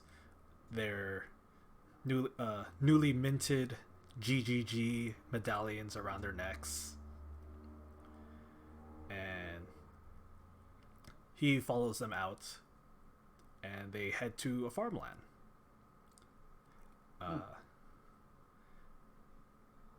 And basically they're kind of like helping out weeding, keeping like the wild foxes or like several of the animals away for the morning. And in a few hours they're done with their shift basically, and then they're heading back after reporting to the farmers outside of town, and then they make it back inside, and he basically just gives them a wave and starts wandering off. He kind of walks down the one end of the boardwalk to the other, lost in his thoughts, and then walks back, and then finally starts heading towards Gigi's guild. While at that time, as soon as he leaves the boardwalk, Enichi Botsu runs into an ice cream shop, being followed by her comrades. He makes it there, and immediately Miss D, the Rogadin receptionist, immediately ushers him upstairs, and he meets with Gigi. They talk, and he inquires him of any eccentric bookstores in town that he probably never found beyond the library that he always frequents to. And Gigi's just like, I don't know, you just kind of, I don't deal with too much with books nowadays. It's like, all right, is this my money? Yeah, this is your money. Are you okay? I'm fine. And even unconvinced, Gigi still gives the money, and Isam picks it up with some struggle, maybe not as much struggle as Yulia, but with some struggle, and heads out. By this time, he goes back to the boardwalk, starts asking around, and then he is pointed the way of a traveling book salesman, and then so he starts running by. At this time, he runs by Bamiya, who's shopping for goggles. doesn't even know to. He seems very focused on getting to his destination. So he finds the bookshop was less on the boardwalk because he would have saw it if it was, but like in an alleyway. And he sees that this time around this is actually a aura, similar race, not of Nichibotsu, which is of the Rain, but of the ones that you saw when you were escorting Yulia. This is like the Zalia. Zalia? Yeah, I think that's how you pronounce it. He asked if he has any spell scrolls or any books of eccentric topics or esoteric topics, and the bookstore owner like, oh, well, I have some spell scrolls, but no one really buys these because they're just rituals and they don't do much. It's like, and he's like, what does it do? And he's like, oh, well, this one kind of just puts like a bubble around you for 8 hours, and I mean, it protects you from the outside elements, but I mean, normally people don't camp out a lot, and if they do, they're like, the weather's always fine. And it's like, well, you know what, I'll take that. How much? And he's like, well, I'm just trying to get rid of it, so let's say 400 gold. It's like, seem reasonable. Okay. And then it's like, so do you have any books of esoteric topics of this? It's like, what do you mean by that? I'm looking for a book by the man named,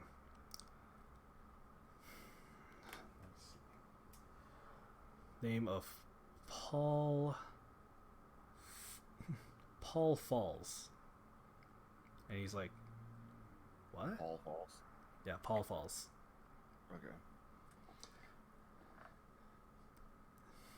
What?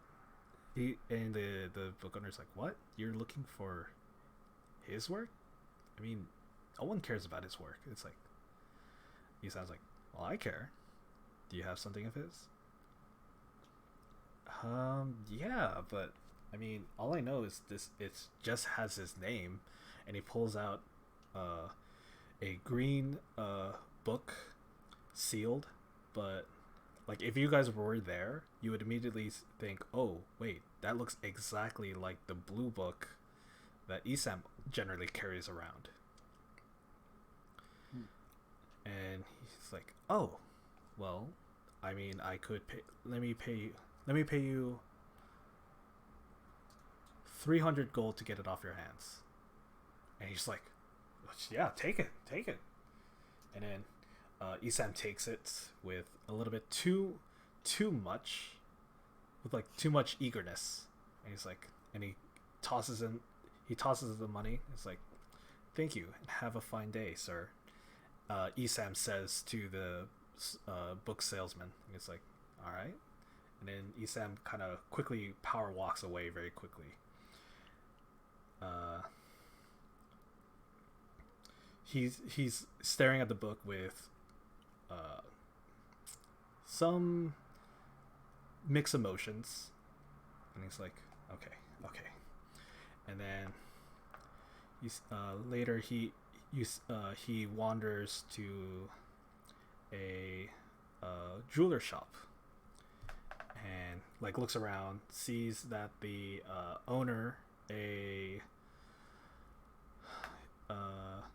Midlander Hjor, like human, is there, a little bit older, beard started gray, much like Isam's hair, like state of hair, but like his face matches his hair, kind of deal. The age of his face matches the age of his hair. And uh, he's like, "Hello, young boy. Are you here?" And the guy's like, "Hello, young boy. You're here for? I mean, I don't think you can afford any." And then Isam kind of like holds up the bag of money, though noticeably lighter, but still heavy with coins. And he's like, "Oh, sorry.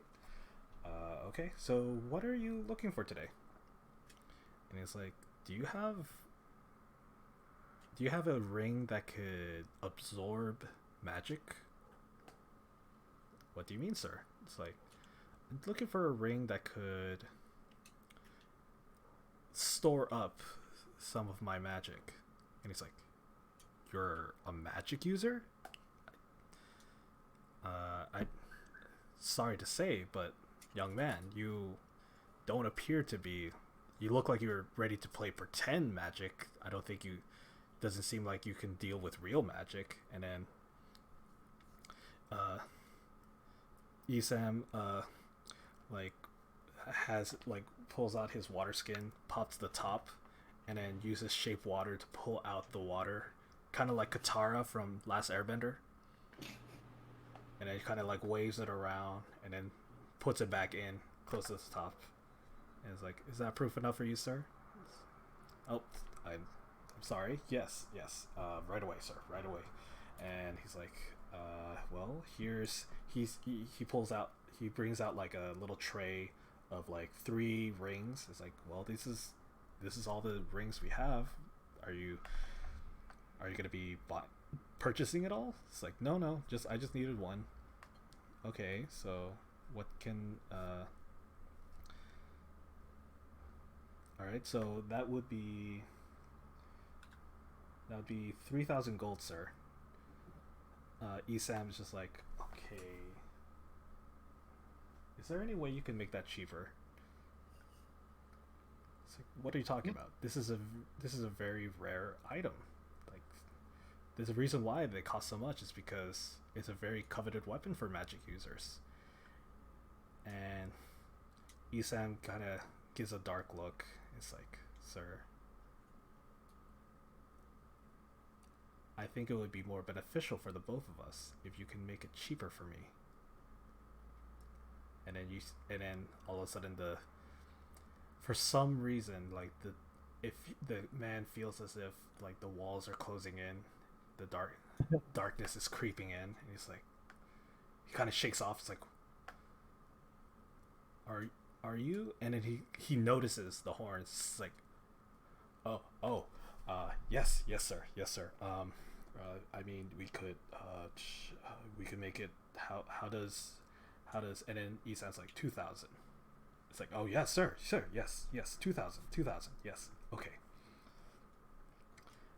Yeah, and then he hands off the 2,000, and then he grabs the ring, and he's like, "Thank you."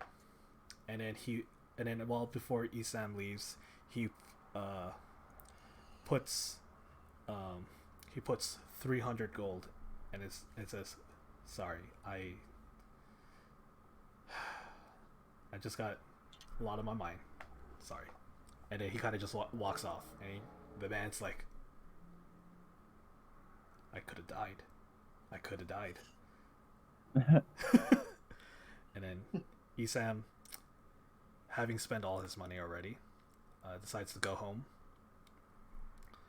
And this time around, he doesn't take notes at all.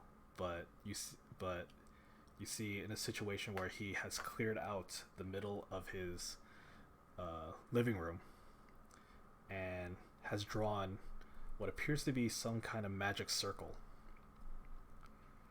And then in the middle of the magic circle is those 2 books. The blue book that he generally carries around, and then the green book that he just got. And then you see, almost like Full Metal Alchemist style, just kind of claps his hand together, places his hand by the magic circle, and then a bright light goes, and then a bright light like kind of flashes, and then as soon as it appears, it disappears, and then what's left in the middle is the the same book, or one book, and now you see what appears to be like almost like a blue and green, almost like tie-dyed swirl going around. And then you hear him say under his breath, "Soon, I will bring you back. I will bring you back." And that's it. So